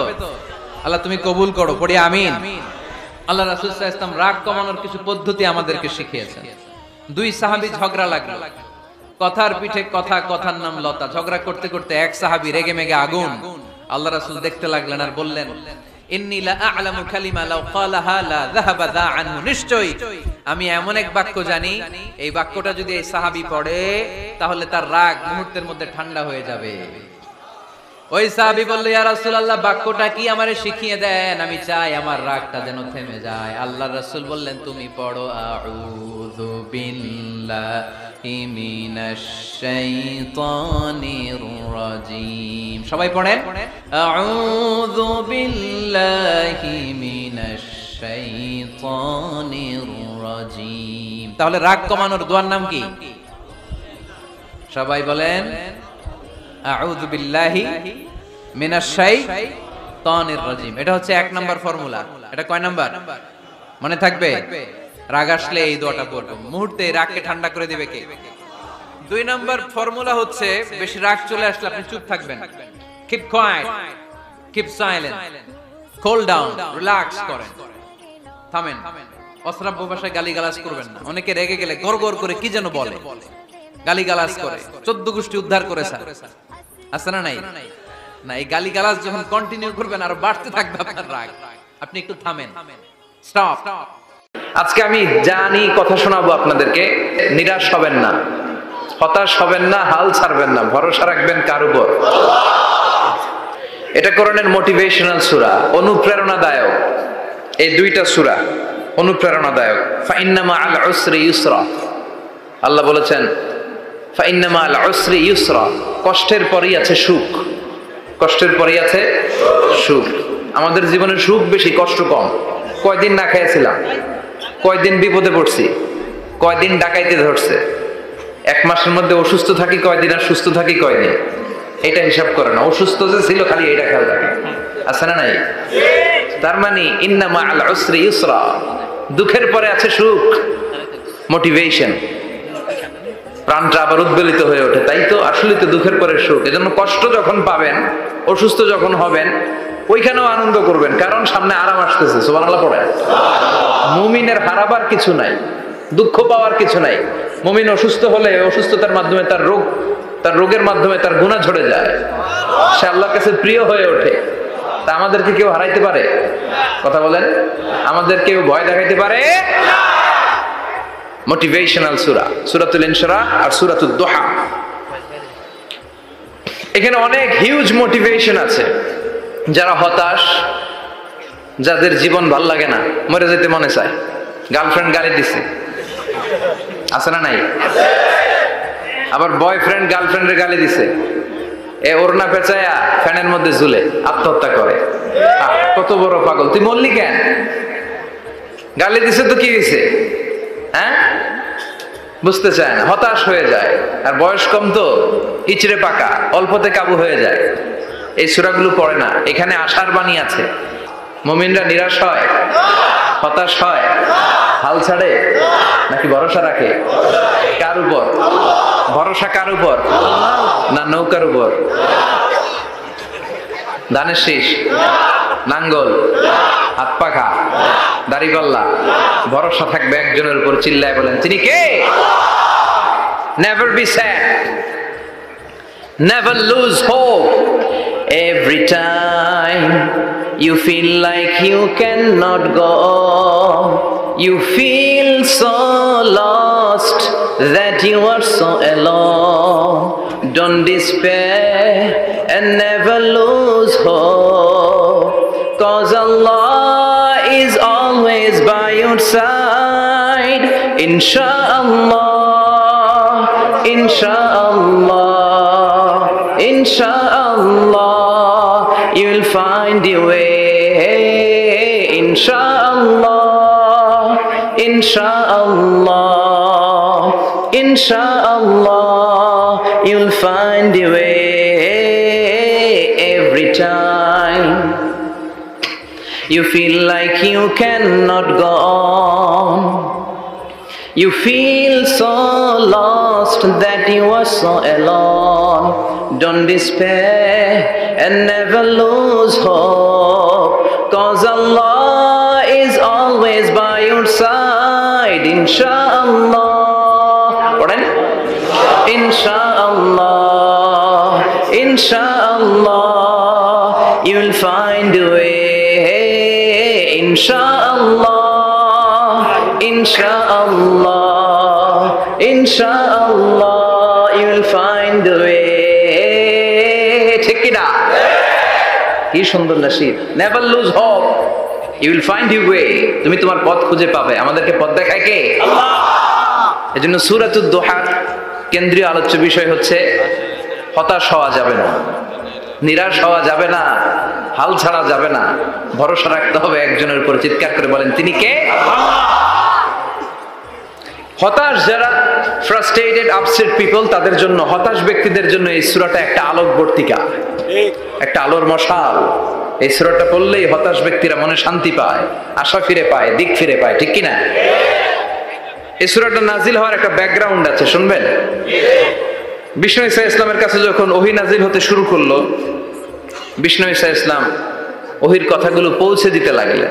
যাই নাজিল হতো বিষ্ণুনবী পৌঁছে দিতেন, বিশ্বনবী সাহাবাদের কাছে শেয়ার করে দিতেন। যেটাই নাজিল হতো তিনি পৌঁছে দিতেন, যেটাই, কারণ আল্লাহর আদেশ, ইয়া আইয়ুহার রাসূল বাল্লিগ মা উনজিলা ইলাইক, ও নবী আপনার কাছে আমি ওহী থেকে যা নাজিল করি সব পৌঁছে দেন, একটাও গোপন করা যাবে না। আল্লাহর কাছ থেকে বিশ্বনবী যে সমস্ত মেসেজ, ইনফরমেশন, তথ্য, রেভেলেশন ওহী পেয়েছে, একটাও কি বিশ্বনবী গোপন করেছে? সব প্রকাশ করে গিয়েছে, সব শেয়ার করে গিয়েছে। বিশ্বনবী শেয়ার করতে লাগলেন। সকালে যা নাজিল হয় শেয়ার করেন, দুপুরে নাজিল হয় শেয়ার করেন, রাতে নাজিল হয় শেয়ার করেন, শেয়ার করতে লাগলেন। কিন্তু কি অবাক করা কাণ্ড, হঠাৎ করে এই ওহী আসার ধারাবাহিকতা আল্লাহ বন্ধ করে দিলেন। ওহী আর আসে না, আকাশ থেকে নতুন তথ্য আর নামে না। ঘটনা কি? ওহী আসে না কেন? তথ্য আসে না কেন? জিব্রাইল আসে না কেন? কোন বর্ণনা এসেছে 15 দিন, কোন বর্ণনায় 1 মাস, 3 মাস, এমনকি 6 মাস পর্যন্ত বর্ণনা পাওয়া যায় যে বিশ্বনবীর কাছে 6 মাস ওহী আসে নাই। বিশ্বনবী তো অবাক, ঘটনা কি? ওহী নামে না কেন? আর ওহী না আসলে তো বিশ্বনবী শেয়ার করতে পারে না।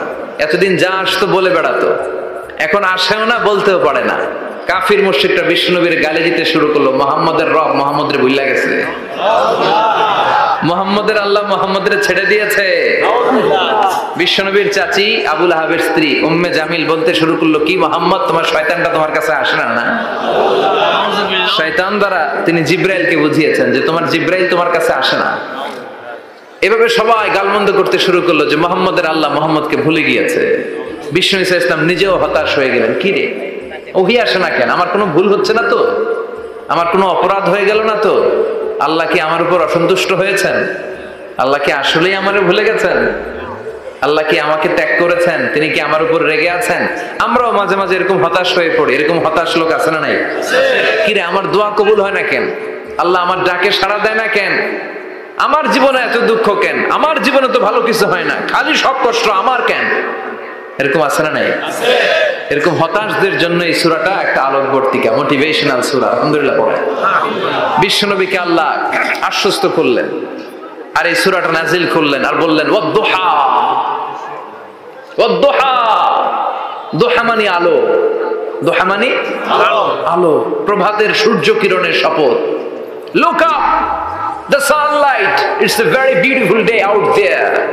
নবী হতাশ হবেন না, বেরোন, সকালের সূর্যটা কত সুন্দর, কি ঝলঝলে পৃথিবী, ফকফকে আর তকতকে, দেখলেই মনটা ভরে যায়, ঠিক কি না? দোহা, দোহা মানে আলো, আশার আলো, সম্ভাবনার আলো। আমাদের জীবনে আলোর দরকার আছে না নাই? আলো না থাকলে আমরা বাঁচতে পারবো? আলো লাগে বড় ভালো। এই আজকে আলো না থাকলে আমরা দেখা যেত? এজন্য কোরআনকে আল্লাহ আলো বলেছেন। কোরআনকে কি বলেছে? কিতাবুন আনজালনাহু ইলাইকা লিতুখরিজান নাসা মিনাল যুলুমাতি ইলান নূর। Muhammad, I've revealed this holy Quran unto you to lead the mankind out of darkness into the light. অন্ধকার থেকে লাইট, লাইট মানে কি? আলো, আলোর দিকে নেওয়ার জন্য কোরআন পাঠিয়েছি। আবার বিশ্বনবীকেও আল্লাহ নূর, নূরের সাথে তুলনা করেছেন। আবার বিশ্বনবী আল্লাহর কাছে নূর চাইতেন, বলতেন আল্লাহ আমার ডানে আলো দাও, আমার বায়ে আলো দাও, আমার সামনে আলো দাও, পিছনে আলো দাও, উপরে আলো দাও, নিচে আলো দাও, আমার দেহে আলো দাও, আমার মাংসপেশির ভিতরে আলো দাও, আমার হাড্ডির ভিতরে আলো দাও, আমার জন্য তুমি আলো দাও। পড়েন আমিন। এজন্য আলো ছাড়া বেঁচে থাকা অসম্ভব। আল্লাহ তাআলা আলোর নামে সূরা দিলেন, সূরাতুদ দুহা, প্রভাতের আলো, প্রভাতের সূর্য কিরণের শপথ, আলোর শপথ। সুবহানাল্লাহ পড়েন। সুবহানাল্লাহ। এরপর আল্লাহ বললেন ওয়াল্লাইলি ইযা সাজা, আলোর শপথ, সকালবেলার সূর্য কিরণের শপথ। দ্বিতীয় আয়াতে আল্লাহ বললেন রাত্রিবেলার শপথ, যখন রাত্রিটা নিঝুম হয় নিস্তব্ধ। নিঝুম আর নিস্তব্ধ রাতের শপথ। তাহলে আল্লাহ আলোর কসম কাটলেন, তারপরে অন্ধকারের কসম কাটলেন, ঠিক কিনা? আলো দ্বারা মূলত আল্লাহ তাআলা ওহির আগমনকে বুঝিয়েছে, আর অন্ধকার দ্বারা আল্লাহ তাআলা ওহির অনুপস্থিতি বুঝিয়েছে। এটা দিয়ে আল্লাহ বুঝাতে চাইলেন, ও নবী, কাফির মুশরিকরা আপনারা গালি দেয়, ওরা বলে যে আমি আপনার ভুলে গেছি, আমি আপনারা ত্যাগ করেছি, আমি আপনার প্রতি অসন্তুষ্ট। না না, আমি ইচ্ছা করে ওহি পাঠাই না, কারণ সব সময় আলো থাকলে ভালো লাগে না, কিছু সময় অন্ধকারের দরকার আছে না নাই? বুঝে শুনে উত্তর দিয়ে। 24 ঘন্টা আলো, 365 দিন খালি আলো আলো আরো আলো। যদি সূর্যের আলো সব সময় থাকে 365 দিন, ভাল লাগবে? রাতে ঘুমাবেন কেমনি? আবার সব সময় ঘুটঘুটে অন্ধকার, আলো নাই, ভাল লাগে? ক্ষেত খামারে চাষ করা লাগবে না, বাজারে যাওয়া লাগবে না। তার মানে আলোরও দরকার আছে, অন্ধকারেরও দরকার আছে। এটা দিয়ে আল্লাহ বুঝাতে চাইলেন, নবী, ওহী নাজিল করার জন্য দরকার আছে, মাঝে মাঝে ওহী বন্ধ রাখা আপনার বিশ্রাম দেওয়ারও দরকার আছে। চিৎকার করে বলেন আল্লাহু আকবার। এজন্য আল্লাহ বললেন ওয়াদ-দুহা ওয়াল-লাইলি ইযা সাজা মা ওয়াদ্দা'আকা রাব্বুকা ওয়া মা ক্বালা ওয়ালাল আখিরাতু খায়রুল লাকা মিনাল উলা। সুবহানাল্লাহ পড়েন। ও নবী, প্রভাতের সূর্য কিরণের শপথ, নিঝুম নিস্তব্ধ রাত্রিবেলার শপথ, আলো আর অন্ধকারের শপথ করে আমি বললাম, আপনার প্রভু আপনারে ভুলে যায় নাই, আপনার উপর অসন্তুষ্ট হয় নাই। আমি আল্লাহ ইচ্ছা করে ওহী বন্ধ রেখেছি, কারণ ওহীর একটা পাওয়ার আছে। বারবার ওহী রিসিভ করলে আপনার স্নায়ু এটা সহ্য করতে পারবে না, আপনার দেহ এটারে বরদাস্ত করতে পারবে না। নবী, আমি আপনার প্রতি এত রহম দিল, এত ভালোবাসি, বারবার ওহী নিতে নিতে আপনার যে কষ্ট হয়, এই কষ্টটা আমার আল্লাহর সহ্য হয় না। এজন্য আমি আল্লাহ ইচ্ছা করে কিছুদিন ওহী বন্ধ রাখছি। সুবহানাল্লাহ পড়েন। তার মানে এই নয় যে আমি আপনারে ভুলে গিয়েছি, আমি আপনারে ছেড়ে দিয়েছি। আরে নবী, আমি তো আমার নামের সাথে আপনার নামকে জুড়ে দিয়েছি। লা ইলাহা ইল্লাল্লাহ মুহাম্মাদুর রাসূলুল্লাহ। যেখানে আমার আল্লাহর নাম, সেখানেই বিশ্ব নবীর নাম আছে না নাই? আজান যখন দেই আল্লাহু আকবারের পরে বিশ্ব নবীর নাম আছে না নাই? একামতে আছে না নাই? আবার আল্লাহর জন্য যখন সালাত আদায় করি, শেষ বৈঠকে বিশ্ব নবীর উপর দুরূদ আছে না নাই? রাফা'না লাকা যিকরাক। ও নবী, আপনার নামকে আমি অনেক উপরে তুলে ধরেছি। আমার নাম যেখানে, আপনার নাম ওইখানে। গোটা বিশ্বব্যাপী আপনার নাম ছড়ায় যাবে। ওরা আপনারে গালি দেয় কবি বলে, ওরা গালি দেয় গণক বলে, ওরা বলে আপনি আফতার, লেস কাটা। আসলে যারা আপনারে গালি দেয় ওরাই লেস কাটা। ওরা আপনারে বলে আপনি নির্বংশ, আপনার ছেলেগুলো বেঁচে নাই, মেয়ে বেঁচে আছে, আপনার নাম নেয়ার কেউ থাকবে না। ওই আবু জাহেল, উতবা, সাইবা, ওদের নাম নেয়ার কেউ থাকবে না। আপনি লেস কাটা নন, আপনি নির্বংশ নন। ইন্না শানিয়াকা, চিল্লায় বলেন ইন্না শানিয়াকা। যারা আপনারে গালি দেয়, যারা আপনারা নিয়ে কটু কথা বলে, ওরাই লেস কাটা, ওরাই নির্বংশ। ওদের বংশকে আমি আল্লাহই নির্বংশ করে ছাড়ি। চিল্লায় বলেন ঠিক কি না? ও নবী, মা ওয়াদ্দা'আকা রাব্বুকা ওয়া মা ক্বালা। আপনার রব আপনারে পরিত্যাগ করে নাই, আপনারে ভুলে যায় নাই, আপনারে ছেড়ে দেয় নাই। আপনার রব ইচ্ছা করেই ওহী নাজিল বন্ধ করে রেখেছে। আমি ইচ্ছা করেই আপনারে প্রেসার দিতে চাই নাই গো নবী, কারণ ওহী রিসিভ করা অনেক কঠিন। এটা আস্তে আস্তে আপনি অভ্যস্ত হবেন। সুবহানাল্লাহ পড়ে। ওহীর একটা পাওয়ার আছে না নাই? আমরা তো কি মজায় মজায় কোরআন পাইছি। এই যে কি সুন্দর কোরআন নিয়ে বসে পড়ি, তাফসীর করি, কি মজার কোরআন। আহা, এই কোরআনটা রিসিভ করতে যে বিশ্বনবীর কত কষ্ট হয়েছে। এই কোরআনকে আল্লাহ বলেছেন এটা কাওলান সাকিলা, very heavy and weighty word. এটা অনেক ওজনওয়ালা কথা। ইন্না সানুলকি আলাইকা কাওলান, এটার অনেক ওজন। এই কোরআনটা যদি পাহাড়ের উপরে নাজিল করা হতো, পাহাড়গুলো দুমড়ে মুচড়ে ভেঙে টুকরো টুকরো হয়ে খান খান হয়ে যেত, ঠিক কি না? এত কঠিন বানিয়ে এটা। ও নবী, আমি আলোর সাথে ওহীর মিল ঘটিয়েছি, আলো দিয়ে ওহীকে বুঝিয়েছি। সূর্যের যেমনি কিরণ আছে, তেজ আছে, এই ওহীরও একটা তেজ আছে। এই তেজ, এই কিরণ আপনি সব সময় সহ্য করতে পারবেন না। এজন্য আমি ইচ্ছা করে কিছুদিন ওহী নাজিল করা বন্ধ করে রেখেছি। সুবহানাল্লাহ পড়েন। ইচ্ছে করে আমি নাজিল করি নাই। সব সময় নাজিল হলে আপনার ভালো লাগতো না। বুখারীর বর্ণনা, মা আয়েশা বলতেন শীতের রাতে, কনকনে মাঘ মাসের শীতের রাতে যখন বিশ্বনবীর উপর কোরআনের আয়াত নাজিল হতো, বিশ্বনবী ঘেমে ঘেমে একাকার হয়ে যেতেন। হাত্তা লা ইয়াতাফাসসাদু জাবিনুহু আরাকান, বিশ্বনবীর দাড়ি আর থুতনি বেয়ে ঝরঝর করে পানি পড়তো। আমরা কম্বল গায়ে দিয়ে থাকি আর বিশ্বনবী ঘামে। সুবহানাল্লাহ কইবেন না? এটা কওলান সাকিলা, অনেক ওজনওয়ালা কথা।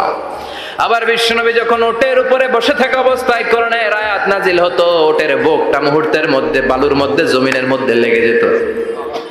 ঘোড়ায় চড়া অবস্থায় বিশ্বনবীর কাছে যখন কোরআন নাজিল হতো, ঘোড়ার পা গুলো মরুভূমির বালুতে দেবে যেত।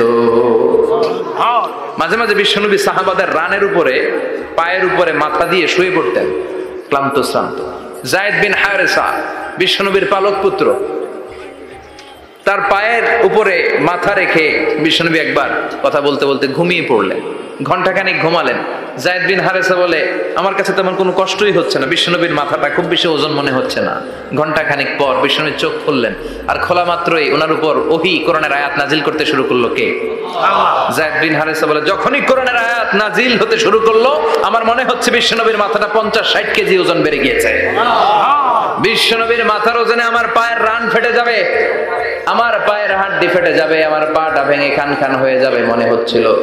তার মানে কোরআনের আয়াত যখন নাজিল হয়, বিশ্বনবীর উপর একটা প্রেসার আছে না নাই?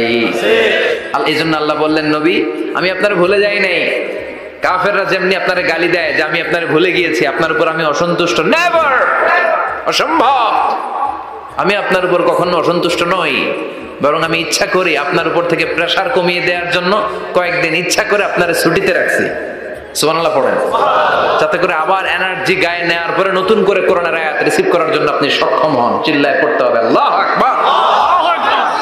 এজন্য আল্লাহ বললেন, ওয়াদ-দুহা ওয়াল-লাইলি ইযা সাজা মা ওয়াদ্দা'আকা রাব্বুকা ওয়া মা ক্বালা ওয়ালাল আখিরাতু খায়রুল লাকা মিনাল উলা।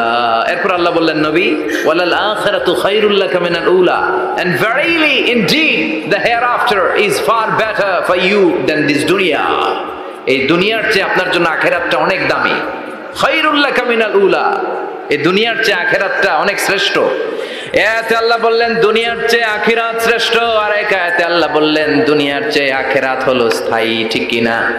বাল তুফিরুনাল হায়াতাদ দুনিয়া ওয়াল আখিরাতু খায়রুন ওয়া আবকা। তোমরা দুনিয়ার জীবন নিয়ে পাগল পাড়া হয়ে থাকো, আল্লাহ বললেন দুনিয়ার জীবনের চাইতে আখিরাতের জীবন শ্রেষ্ঠ এবং স্থায়ী। ঠিক কি না? কার কথা?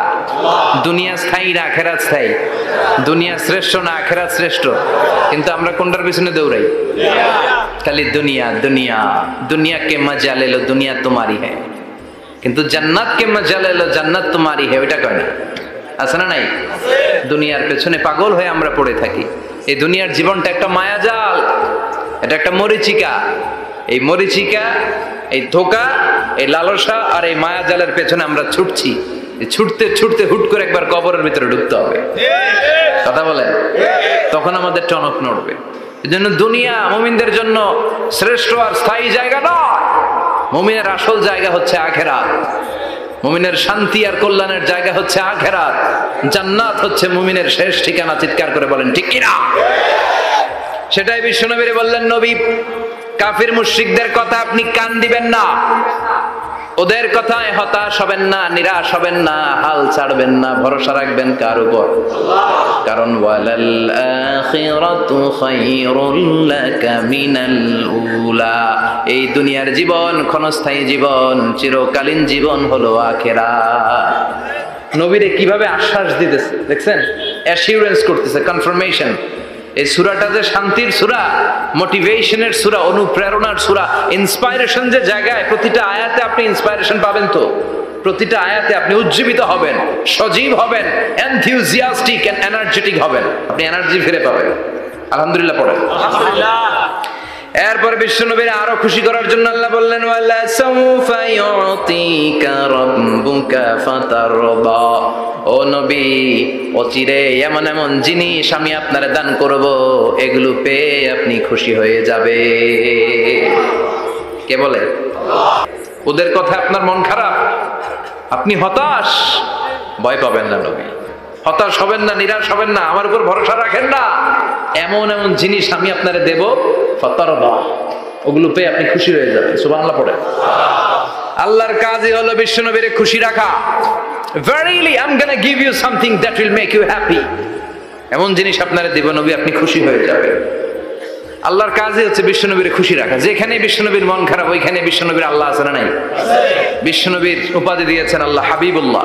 কি দিয়েছে? আর সাইয়েদনা ইব্রাহিমের উপাধি খলিলুল্লাহ। দুইজনই আল্লাহর প্রিয়, দুইজনই উলুল আজমি মিনার রাসূল। কিন্তু খলিল মানেও বন্ধু, হাবিব মানেও বন্ধু। খলিল মানে এমন বন্ধু যেই বন্ধু আল্লাহরে খুশি করার জন্য কাজ করে, আর হাবিব মানে এমন বন্ধু যেই বন্ধুরে খুশি রাখার জন্য আল্লাহ নিজেই কাজ করে। কি শান, কি মান এই নবীর, আর ওই নবীরে গালি দেয়। এগুলো জাহান্নামের নরকীট আর পিতৃ পরিচয়হীন জারদ সন্তান। As a father, as a teacher, as a commander, as a lawgiver, as a lawmaker, as a reformer of the society, Muhammad is the Superman of the world. উনি সুপারম্যান, উনি অসাধারণ ব্যক্তিত্ব, আনপ্যারালাল পার্সোনালিটি। ওনার জীবন নিয়ে পড়া শুরু করলে এটা শেষ হয় না। বিয়ন্ডলেস, বাউন্ডলেস, বটমলেস, এটা তলাবিহীন সাগর। বিশ্বনবীর জীবনী একটা সাগর, কিন্তু সাগরের কি নাই? সুবহানাল্লাহ কইবেন না? এই বিশ্বনবীর খুশি রাখা কার কাজ? যেখানে বিশ্বনবী হতাশ, যেখানে বিশ্বনবীর মন খারাপ, বিশ্বনবীর মন ভালো করে দেয় কে? এজন্য আল্লাহ বলেন, ওয়ালা সাউফা ইউতিকা রাব্বুকা, অচিরেই আপনার রব আপনাকে এমন এমন জিনিস দান করবে নবী, এগুলো পেয়ে আপনি খুশি হয়ে যাবেন। দাওয়াতি কাজ যখন শুরু করলেন, তিনি দেখলেন বিশ্বনবী খুব ভালো অ্যানালাইসিস করতে পারতেন। তিনি মক্কার সোসাইটিটাকে, সমাজটাকে বিশ্লেষণ করে অ্যানালাইজ করে উনি দেখলেন যে এই মক্কায় দাওয়াতি কাজের একটা শক্ত অবস্থান নিতে হলে দুইজন লোকের একজন আমার চাই। সুবহানাল্লাহ পড়েন। কি বিশ্লেষণ শক্তি, কি চিন্তা শক্তি! উনি ঘেটে ফেললেন, উনি বুঝে ফেললেন সবাইকে দেখে যে দুইজনের একজন আমার সাথে না থাকলে আমার দাওয়াতি কাজ চালানো কষ্ট হয়ে যাবে। এজন্য গভীর রাতে তাহাজ্জুদের নামাজ শেষে আল্লাহর কাছে কেঁদে কেঁদে বিশ্বনবী দোয়া করে, আল্লাহ আল্লাহুম্মা আইজ্জাল ইসলাম বি আহাব্বির রাজুলাইনি ইলাইক। আল্লাহ, দুইজন লোকের যেই লোকটারে তোমার দরবারে মকবুল মনে হয়, ভালো লাগে, পছন্দ হয়, তাদের একজনকে ইসলামের ভেতরে ঢুকিয়ে দিয়ে ইসলামকে তুমি বিজয় দান করে দাও। ও আল্লাহ, দুইজনের একজনকে আমার চাই। একজন হলো আবি জাহাল ইবনে হিশাম, হিশামের বেটা আবু জাহাল, আও উমর ইবনুল খাত্তাব, অথবা খাত্তাবের বেটা উমর। সুবহানাল্লাহ পড়ো। সাথে সাথে দোয়া কবুল করলো কে? কার জন্য করলো? নাকি আবু জাহেলের জন্য? আবু জাহেলের চোখের সামনে পর্দা ছিল, ও পর্দা সরায় না। ওর অন্তরে পর্দা, ও পর্দা উঠে সত্যটা দেখতে চায় না। এজন্য ওর জন্য গোটা বিশ্ববাসীর আছে ঘৃণা। ও যেখানে মারা গেছে, ওর যেখানে জন্মস্থান, ওইখানে সৌদি সরকার ল্যাট্রিন বানাই দিয়েছে, ঘৃণার প্রতীক। ওইখানে তো অন্য কিছু বানাইতে পারতো, ল্যাট্রিন বানাইতে যাবে কেন? গোটা বিশ্বের মানুষ যায় যেন এটা ভরাই দিয়ে আসতে পারে। কথা বলেন। এই বেয়াদবটার জন্য আল্লাহ দোয়া কবুল করে নাই। ওমরে ফারুক রাগী ছিলেন, কিন্তু সত্য প্রকাশে, সত্য গ্রহণে আপোষহীন। সত্য দেখলেই উনি মেনে নিতেন। এটা জাহেলি যুগে ওনার মধ্যে এই গুণ ছিল। আল্লাহু আকবার। বিশ্বনবী কেঁদে কেঁদে দোয়া করে, আল্লাহ, মক্কার জমিনে এই দুইজনের একজন যদি কালেমা না পড়ে, মক্কার জমিনে দাওয়াতি কাজ চালিয়ে যাওয়া কঠিন হয়ে যাবে। হয় হিশামের বেটা আবু জাহেল কিংবা খাত্তাবের বেটা ওমরকে তুমি ইসলামে ঢুকাও। আল্লাহ ওমরের জন্য দোয়া কবুল করলেন। বিশ্বনবী তখনও বুঝতে পারেন এই দোয়াটা কার জন্য কবুল।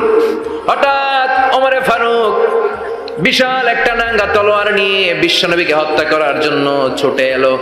বিশ্বনবী তখন মক্কার আরকাম ইবনে দারুল আরকামের ঘরে সাফা পাহাড়ের পাদদেশে লুকিয়ে লুকিয়ে দাওয়াতি কাজ করতেন। আশেপাশে সাহাবীরা বসা। বিশ্বনবীর চাচা হামজা ইবনে আব্দুল মুত্তালিব বললেন, নবী তাড়াতাড়ি পালিয়ে যান, ওই যে দেখা যায় ওমরে ফারুক তলোয়ার নিয়ে আপনারে মারতে আসছে। বিশ্বনবী বললেন, চাচা সরে যান, সাহাবীদেরকেও সরে যেতে বলেন, দরজাটা খুলে দেন, ওমরকে আসতে দেন।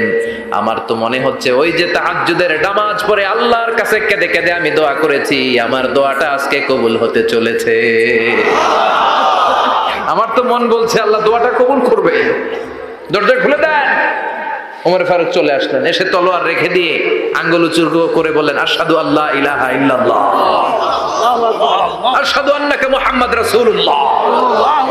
ঝিনুকের ভেতর লুকিয়ে থাকে যেমন মতি, ঝিনুকের ভেতর লুকিয়ে থাকে যেমন মতি, কালমা শাহাদাতে আছে আল্লাহর জ্যোতি, কালমা শাহাদাতে আছে আল্লাহর জ্যোতি। সুবহানাল্লাহ পড়েন।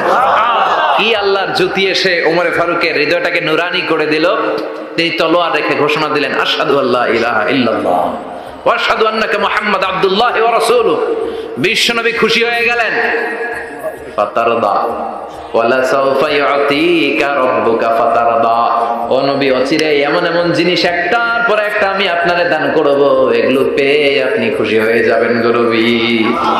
আপনার অন্তরে দুঃখ, কষ্ট, হতাশা, আপসেট হওয়ার মানসিকতা, ফ্রাস্ট্রেশন কিছু আল্লাহ রাখবো না। ওয়ালা সাউফা ইউতিকা রাব্বুকা ফাতারদা। অচিরে এমন এমন জিনিস আমি আল্লাহ আপনারে দেব, আপনি খুশি হয়ে যাবেন। ওমরে ফারুকের ইসলাম ধর্ম গ্রহণ করানোর মাধ্যমে বিশ্বনবীর মনটারে খুশি করে দিল কে? আল্লাহ। ফাতারদা, বিশ্বনবী খুশি হয়ে গেলেন। পাইছেন আল্লাহ কিভাবে বিশ্বনবীর খুশি করে? সুবহানাল্লাহ পড়বেন না? এরপরে বিশ্বনবী মক্কা থেকে তায়েফে দাওয়াত দিতে গেলেন। কোথায়? তায়েফে। হজ উমরা যারা করেছেন 70 থেকে 75 80 কিলো দূরে পাহাড়ি পথ বেয়ে বেয়ে উঠতে হয়, 6-7 হাজার ফিট উপরে পাহাড়ের উপরে তায়েফের শহর, তায়েফ সিটি। ঠান্ডা, ওইখানে গেলে মনেই হবে না এটা সৌদি আরব। ওইখানে জ্যাকেট লাগে। কি লাগে? জ্যাকেট।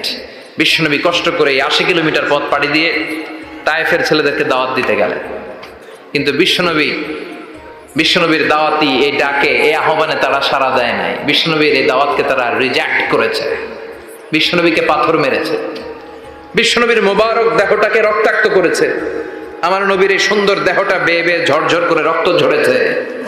তায়েফের মাটি সাক্ষী, তায়েফের পাথর সাক্ষী। 3টা জায়গায় বিশ্বনবী বেহুশ হয়েছে।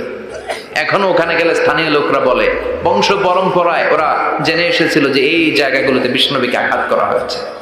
এখনো লোকজন দেখায়, এখানে পড়েছিল বিশ্বনবী, ওখানে পড়েছিল, ওখানে পড়েছিল, ওই খেজুর বাগানে বিশ্বনবী লুকিয়েছিল। আজও ওখানে খেজুর বাগানই করে রাখছে ওরা। আল্লাহু আকবার পড়ে।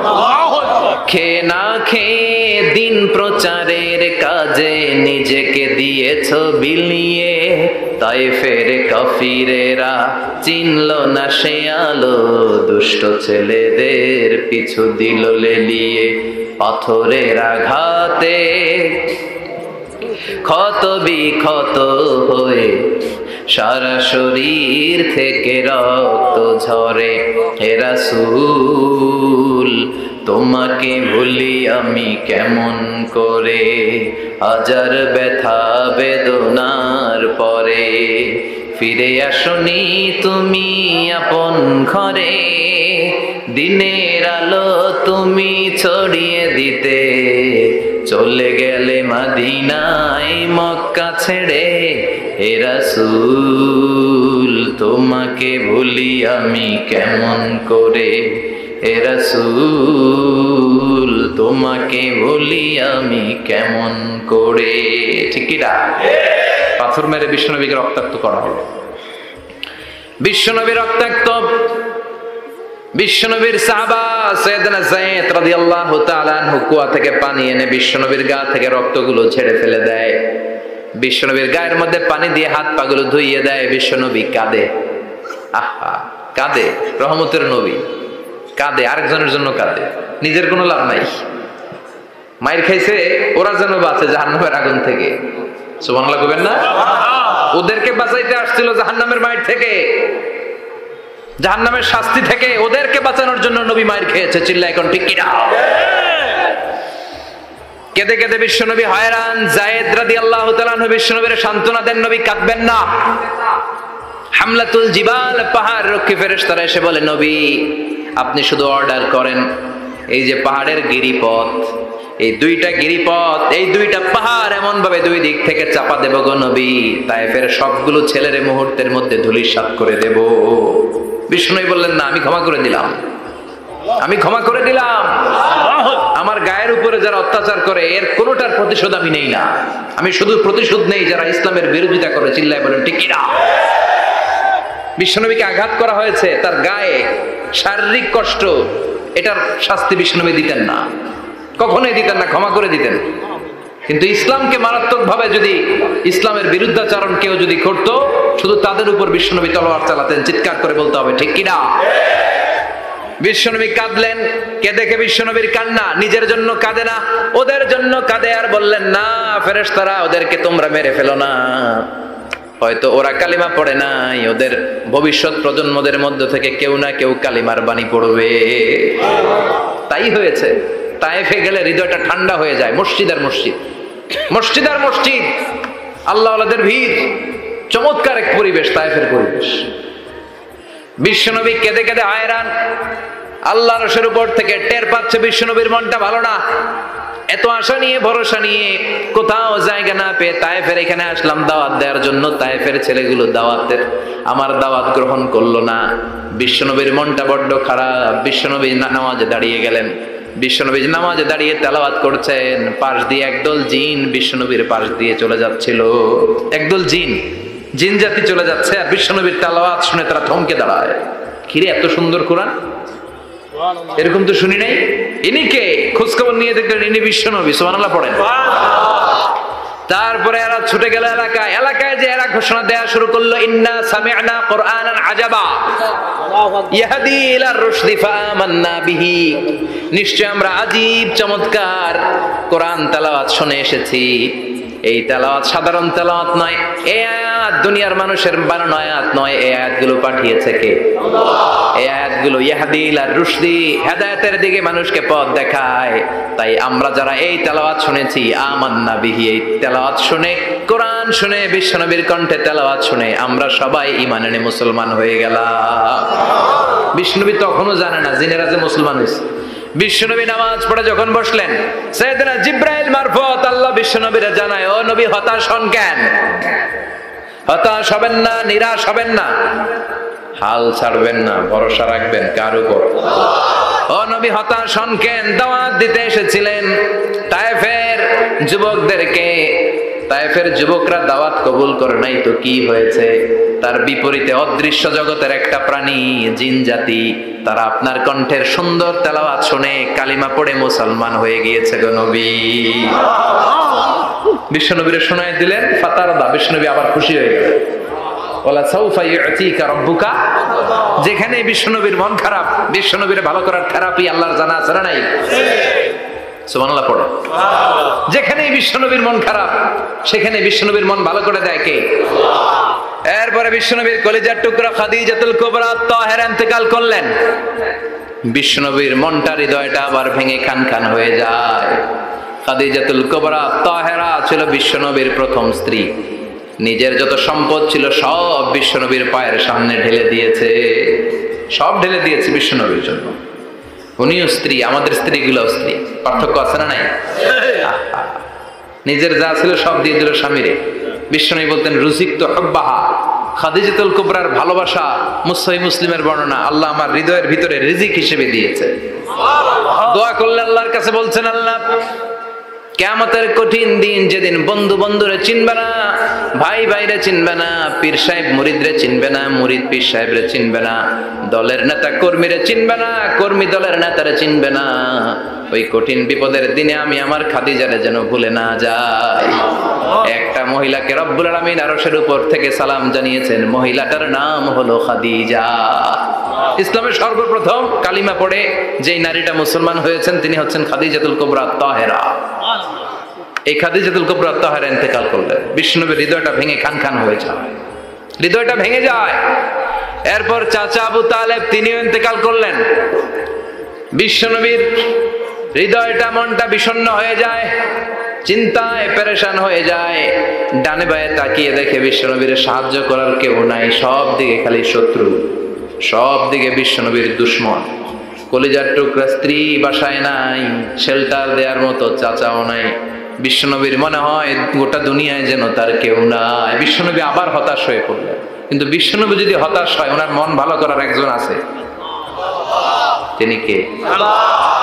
আল্লাহ বললেন, জিব্রাইল যাও, আমার নবীর মন খারাপ, স্ত্রীর বিয়োগে বিশ্বনবী বিষণ্ণ, চাচা চলে গেল, বিশ্বনবীর হৃদয়টা ভেঙে খান খান হয়ে যায়।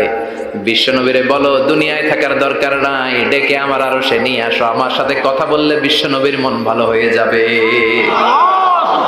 আমার সাথে কথা বললে নবীর মন ভালো হয়ে যাবে। সুবহানাল্লাহ পড়েন।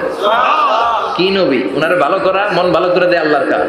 সুবহানাল্লাযী আসরা বিআবদিহি লাইলাম মিনাল মাসজিদিল হারামি ইলাল মাসজিদিল আকসা। এখানে বলা হলো ইসরার কথা, আর মেরাজ সাব্যস্ত হয়েছে হাদিস দ্বারা। জোরে কোন ঠিক কিনা? মেরাজ নিয়ে গেলেন, ঊর্ধ্ব জগতের ভ্রমণে নিয়ে গেলেন। জিব্রাইল ডেকে বললেন, ও জিব্রাইল, আমি জানি বিশ্বনবীর মন খারাপ, স্ত্রী নাই, চাচা নাই, তুমি বিশ্বনবীর নিয়ে আসো তো, আমার দরবারে নিয়ে আসো, আমার সাথে কিছু সময় কাটাবে, আমার সাথে কথা বলবে, মন ভালো হয়ে যাবে। বলা সাউফা ইউতিকা রাব্বুকা ফাতারদা। ও নবী, এমন এমন জিনিস আপনার আমি দেব, এগুলো দিয়ে আমি আপনার মনটারে ভালো করে ফেলবো। চিল্লায় এখন সুবহানাল্লাহ।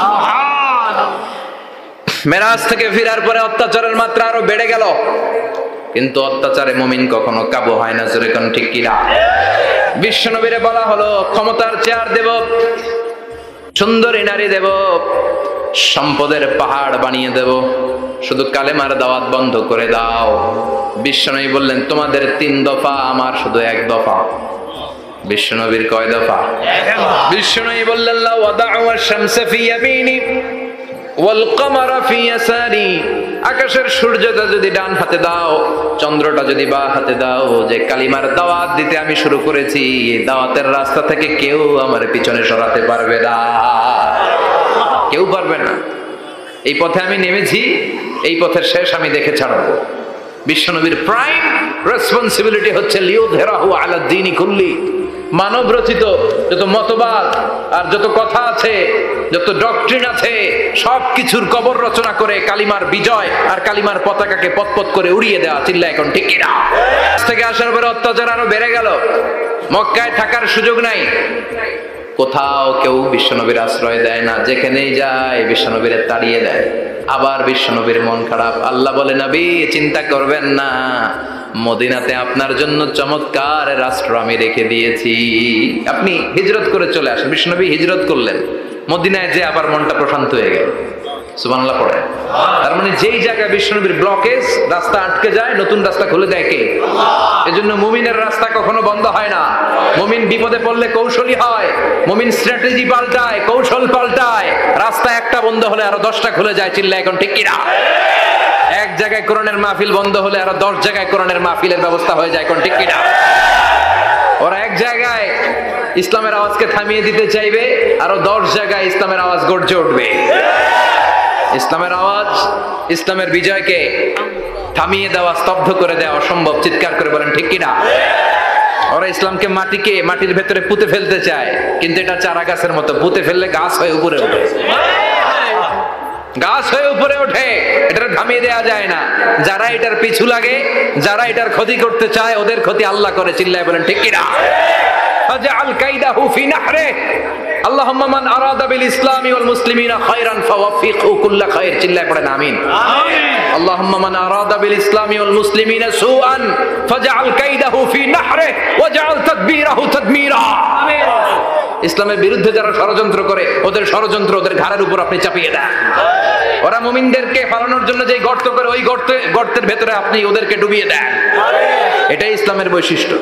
ইসলামের পিছু লাগলে ও ইসলামের কিছু করতে পারে না, ও নিজের কপাল পুড়ে ফেলে। ইসলামের বিজয়কে কিয়ামত পর্যন্ত জারি রাখবে কে? ইসলামের আলোকে বাতিকে কেউ নিভিয়ে দিতে পারে? চিল্লায় বলেন পারে? একটা রাস্তা বন্ধ, 10টা খুলে যায়। আলহামদুলিল্লাহ পড়ে। মক্কায় জায়গা নাই, মদিনায় চলে গেলেন। মদিনার লোকেরা গাইতে শুরু করলো, তলা আল বাদরু আলাইনা মিন সানিয়াতিল ওয়াদা ওয়াজাবা শুকরু আলাইনা মাদা লিল্লাহি দা আইয়ুহাল মাবউসু ফিনা জিতা মিন আমরিল মুতা' জিতা শারাফতাল মাদিনা মারহাবান ইয়া খায়রা দা। পড়েন আল্লাহু আকবার। মদিনার লোকেরা কোন পথ দিয়ে বিশ্বনবী আসতে পারে। প্রতিদিন মদিনার নারীরা, পুরুষরা, ছোট্ট বাচ্চারা, আবাল বৃদ্ধ বনিতা দফ নিয়ে ওই রাস্তার চিপায়, ওই রাস্তার চারপাশে দাঁড়িয়ে থাকতো যে এই রাস্তা দিয়ে বিশ্বনবী আবু বকরকে নিয়ে ছুটে আসবে। তার মানে মক্কার এক রাস্তা বন্ধ করে দিয়ে বিশ্বনবীর জন্য হাজার রাস্তা খুলে দেওয়ার ব্যবস্থা করেছে কে? ওয়ালা সাউফা ইউতিকা রাব্বুকা ফাতারদা। ও নবী, অচিরে এমন এমন সুযোগ আপনার আমি করে দেব, এগুলো পেয়ে আপনি খুশি হয়ে যাবেন। সুবহানাল্লাহ পড়েন। মদিনায় আসলেন, আসার পরেই আল্লাহ তাআলা কিবলা পরিবর্তন করে দিলেন। এতদিন বিশ্বনবী কাবার দিকে নামাজ পড়তেন, এখন বাইতুল মুকাদ্দাসের দিকে নামাজ পড়ার জন্য অর্ডার করলেন। বিশ্বনবী কি আর করবেন, অর্ডারটা কার? আল্লাহ। নামাজ শুরু করলেন। ইহুদিরাও যেদিকে নামাজ পড়ে বিশ্বনবী ওইদিকেই নামাজ পড়ে। বাইতুল মুকাদ্দাস 1 মাস 2 মাস 3 মাস যেতে যেতে 16 মাস কিংবা 17 মাস, কিন্তু বিশ্বনবীর এটা ভালো লাগে না। বিশ্বনবীর মনে চায় আমার বংশের গোড়া, আমার আদি পিতা ইসমাঈল আর ইব্রাহিম আলাইহিস সালাম যেই কাবার দিকে হয়ে সালাত করত, ওই কাবার দিকে হয়ে যদি আমিও করতে পারতাম। এই দৃশ্যটা আরশের উপর থেকে দেখে কে? আল্লাহ আয়াত নাযিল করে দিলেন, قد نرى تقلب وجهك في السماء فلنولينك قبلة ترضاها فول وجهك شطر المسجد الحرام। আল্লাহ বলেন, নবী আমি দেখি প্রতিদিন নামাজের পরে আপনি মাথাটারে আকাশের দিকে, উপরের দিকে করেন, আর মনে মনে ভাবেন এই বুঝি আল্লাহ জিব্রাইলের মারফত আমারে জানিয়ে দিবে কাবার দিকে হয়ে যেন নামাজ পড়ি। আপনি যে উপরের দিকে তাকায় কিছু বলেন না, কিন্তু কি যে ভাবেন ওটা তো আমি জানি, ওটা তো আমি বুঝি। ফালা নুওয়াল্লিয়ান্নাকা কিবলাতান তারদাহা, অচিরেই আপনার মন যেদিকে চায় ওদিকে আমি কিবলা করে দেব। ফাওয়াল্লি ওয়াজহাকা শাতরাল মাসজিদিল হারাম। ঠিক আছে নবী, আর যখন আপনার দেরি হয় না, এখনই আপনি চেহারাটা বাইতুল মুকাদ্দাস থেকে মসজিদুল হারামের দিকে ঘুরিয়ে কিবলামুখী হয়ে নামাজ পড়া শুরু করে দেন। বিশ্বনবীর মনে চায় না বাইতুল মুকাদ্দাসে পড়তে, মনে চায় কাবার দিকে পড়তে। মুহূর্তের মধ্যেই মুকাদ্দাস থেকে কাবার দিকে কিবলা পরিবর্তন করে দিল কে? বিশ্বনবীরে খুশি করে দেয়া কার কাজ? ওয়ালা সাউফা ইউতিকা রাব্বুকা ফাতারদা। অচিরেই এমন এমন জিনিস নবী আপনার আমি দিব, আপনি খুশি হয়ে যাবেন, আপনার হতাশা থাকবে না। কিন্তু নবীর হতাশাও কাটে না। মদিনায় বসে আবার হতাশ, আবার কাঁদে, আর বলে আল্লাহ আমার আগের উম্মতদেরকে কাউকে হায়াত দিয়েছো 2000 বছর, কাউরে দিয়েছো 3000 বছর, যারা কম পাইছে তারাও পাইছে 1000 বছর। ঠিক কিনা? যারা হায়াত পেয়েছে বেশি, তারা ইবাদত করার সুযোগ পেয়েছেও বেশি। ওয়া আমার উম্মতি মা বাইনা 60 ইলা 70, কিন্তু আমার উম্মতের গড় বয়স হলো 60 থেকে 70। 60 থেকে 70 এর মধ্যে শেষ। যারা বয়সী পেল 60-70, কি আর ইবাদত করবে? আগের উম্মতরে এত বছর বেশি দিলা কেন, আমার উম্মতরে কম দিলা কেন? বিশ্বনবীর টেনশন আছে না নাই? আবার হতাশ, আহা আমার উম্মতের কি হবে? উম্মতি উম্মতি আজীবন কেঁদেছেন। আল্লাহু আকবার।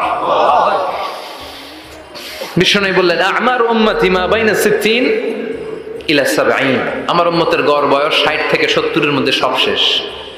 বিশ্বনবী আবার কাঁদলেন, আল্লাহ আগের উম্মতেরা হায়াত পেত বেশি, আমার উম্মতের হায়াত কম, তারা ইবাদত করত বেশি, আমার উম্মতের কি হবে? আল্লাহ বললেন চিন্তা নাই, ইন্না আনজালনাহু ফি লাইলাতিল কদর ওয়া মা আদরাকা মা লাইলাতুল কদরি লাইলাতুল কদরি খায়রুম মিন আলফি শাহর। সুবহানাল্লাহ পড়ে। ও নবী, ওদেরকে হায়াত বেশি দিছি, কদর দেই নাই। আপনার উম্মতদেরকে হায়াত কম দিছি, কিন্তু লাইলাতুল কদর দিয়েছি। লাইলাতুল কদর খায়রুম মিন আলফি শাহর, 1000 মাসের চেয়ে সেরা। আপনার উম্মতেরা বয়স কম পেয়েছে ঠিক, কিন্তু কদরের রাতে এক রাত ইবাদত করলে 1000 রাতের ইবাদতের যে সওয়াব, তার চেয়ে বেশি সওয়াব হয়ে যাবে। ফাতারদা, আবার নবী খুশি হয়ে গেলেন। সুবহানাল্লাহ কইবেন না? যেখানে নবীর মন খারাপ, নবীর মন ভালো করে দেয় কে? এরপর একটার পর একটা বিজয় বিশ্বনবীকে দিল কে? বদরের বিজয় দান করলো কে? আমাদেরকে বিজয় দেয় কে? বদরের বিজয়, উহুদের বিজয়, মক্কা বিজয়। সুবহানাল্লাহ পড়ে। মক্কা বিজয় হওয়ার পরে বিশ্বনবী গণধর্ষণ করছে নাকি? গণহত্যা, জেনোসাইড, হ্যাঁ, বাড়ি ঘর মক্কার সবার জ্বালাই দিয়েছিল আগুন দিয়ে। কি করছিলেন? ক্ষমা। বড় বড় যারা অপরাধী এরকম কয়েকজন অপরাধীকে তিনি হত্যা করার নির্দেশ দিয়েছেন, যারা বড় অপরাধী, এদের ক্ষমা নাই।